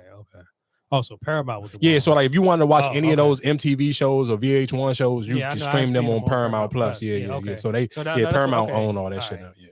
When I see Paramount, that's why I was wondering. I'm like, oh, I didn't know Paramount was in the bed. What? Yeah, no. They own all that shit. After Jamie Foxx health scare, he trying to rekindle his friendship with his ex. I mean, realistically, if we being honest on some nigga shit, that's the best time. Like, you had almost a damn near life or death experience. Ain't no time like the other to sit here and be like, let me try to rekindle. Especially if she been there. No, I don't think they had no contacts with each other. No, been there shit. So why rekindle that? Nigga, because niggas do shit like that. Like, hey, almost died. Like, how you doing? You ain't like pull up on me. Pull up on me. Like, I don't fucking know. I don't know about that. Nigga, it happened. I hear it happen, but I don't. Oh man, eat a dick. I can't believe this. That's why I'm glad I ain't make that fucking bet. Oh, you niggas lost to them? 29-28. They just went down and kicked the field goal. That's exactly why. Oh, that's why I'm glad I go with my fucking gut, dog. I go with my goddamn gut. Shout outs to the home team. End of their streak. Damn, that's crazy. Shout outs to the fucking Redskins for breaking the Baltimore Ravens winning streak. That's exactly, now you talking about why I ain't take that. That's exactly why I didn't bet. That's why you got to go with your fucking gut, dog. Real fucking sports fans, not these fucking wild ass bet niggas. Morgan Freeman's family is kind of having concerns about his health, saying he's lost 25 pounds. And I guess at that age, that shit kind of do get tricky. Oh, well, you can't even go. I see on the special album. This is first episode on there. He looked heavy on that. No, they saying he lost weight though. That's what I'm saying. But you can't. That's why I said you can't. No telling when they filmed it. Oh yeah, when they filmed it. But like I said, in that he looks thicker than he. You know what I'm saying? Like usually he looks kind of skinny. But in that picture he looks a lot. He don't look like the normal. But he damn sure play his roles all the time. Just in some other like bullshit news, Nene Leakes is getting sued for allegedly failing to pay her. She got rent due for her boutique shop, over $22,000 worth of rent that she haven't paid. It's just so crazy, and that lady be talking crazy on the fucking internet, and be talking crazy to people. Like, for those type of stories that pop up for her is ridiculous. Oh, why we just on bullshit loving hip hop ass people? Gunplay has been locked up for pulling out a gun on his wife and kid because he was drunk and he was playing fucking Call of Duty. Gotcha, bitch. Nah. What? I ain't believing that shit. What you mean? Because she even in her statement, you've done this before. And for the point now, it's like it's no helping you. So what you don't believe? What you not believing? No, I'm just saying, like, when he said because he was playing Call of Duty. No, was she basically saying no, he didn't blame it on Call of Duty. She was saying, nigga, you were so drunk and so out of your fucking mind. She asked you, can you keep it down? Because she thought you was playing Call of Duty. No, she know you was playing Call of Duty. Like, he's playing the game. Nigga probably got a headset on. He yelling at the camera or the screen or the TV or whatever. And she like, hey, can you keep it down? You about to wake the baby up. And he was like, nah, bitch, shut the fuck up. And pull a gun out on her. Yeah, that's OC. That's OC.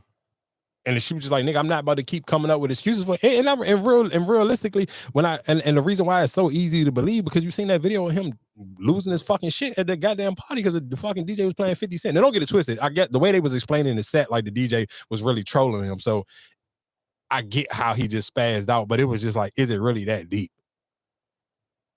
So you think Envy gonna cover it tomorrow? He already did. He covered it today. Oh, he did? Yeah. He ain't put no extra sauce on it, but he covered it. But it realistically, it's no point. And I think but again, that's why I always tell y'all, nigga, DJ Envy really don't be giving a fuck about y'all people. So he gonna take the high road every time. And that's why you can't drag it. And that's why even when the nigga, you get that motherfucker, y'all exactly why y'all was him, or why you don't cover the DJ Envy shit, because I'm not fucking stupid and I know how I really listen to this nigga and I know how petty he is. And he took that shit to the fucking floor with that Tony the Closer nigga. Like, you sitting on YouTube, you wanna keep playing with me, nigga? I got something for your silly ass. Nah, I was just wondering, I mean, because like you said, you sent the cease and desist and now y'all about to get a divorce.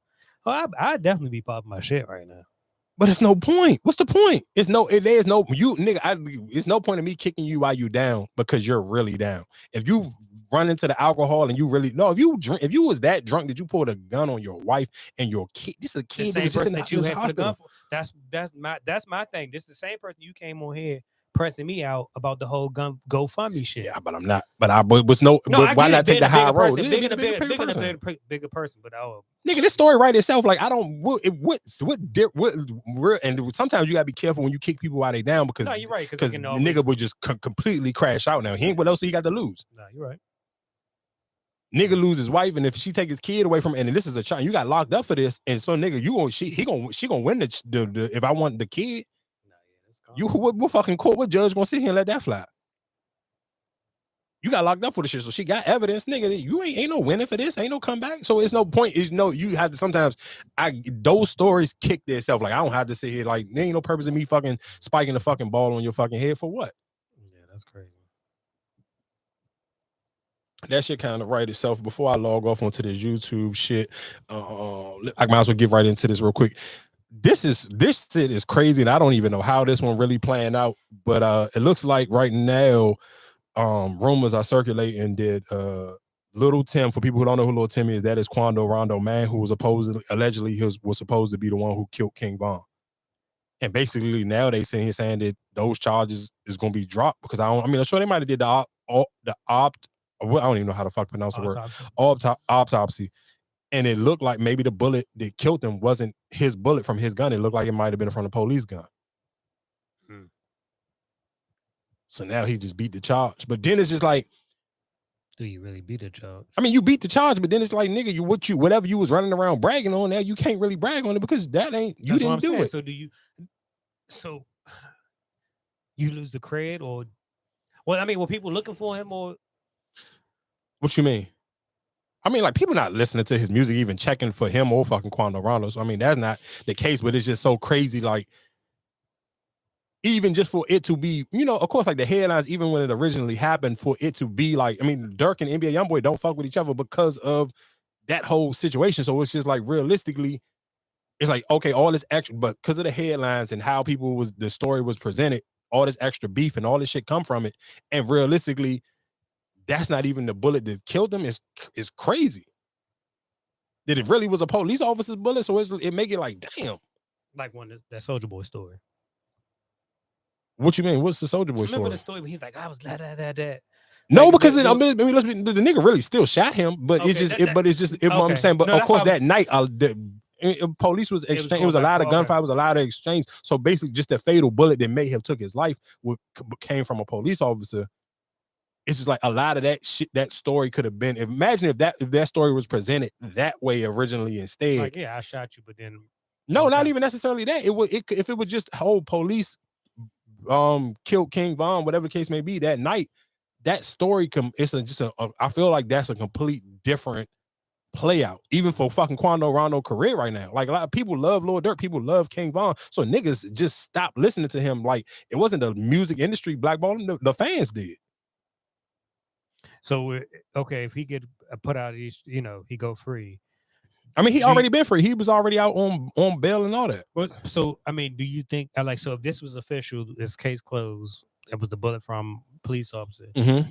Do the beef get squashed, or you Fuck still no? Because you kind of you let it play on the internet a certain way. Like even if that wasn't, I mean, and of course none of them ain't none of those people, none of those niggas do fucking numbers. No, not numbers. They just ain't. You're not a doctor. You ain't a fucking whoever. You don't not the person who checked the bodies or whatever the case may be. So I don't necessarily know how you could have played it any other way. But it just still was just like, yeah, that shit tricky. That shit really it's a messy situation and it's kind of fucked up. And I guess why we talking about King Von again, rest in peace to King Von. Asian doll is starting her OnlyFans page, bro. I'm not gonna hold you. You can't be on there doing the same bullshit Ruby Rose on. You think niggas about to go crazy and click that for you just shaking your ass video? That ain't gonna work, dog. You gonna have to be on that joint really real loud, busting it open, or you can keep that shit to yourself. Cause she try to get niggas in with the whole OnlyFans dropping at 7 p.m. Your girl, what the fuck, Lil Yum Yum, the bitch you kept playing. The Pinky Doll joint, her OnlyFans leak. I couldn't find it. I tried to look for it, but I couldn't find it. Reddit. Yeah, I don't know. Was there anything worth watching, or was it just some bullshit? I mean, it was her. I mean, it wasn't like. I mean, was she doing some freaky shit, or she was just on there naked? No, she was. Yeah, I don't know. I never been. I mean, I try to get on Reddit, but I ain't been on there for real after they fucked up that DMV famous jump. Or DMV infamous, whatever the fuck that shit was called.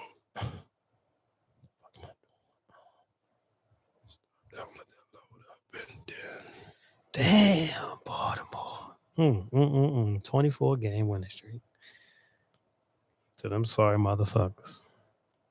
What the hell is going on?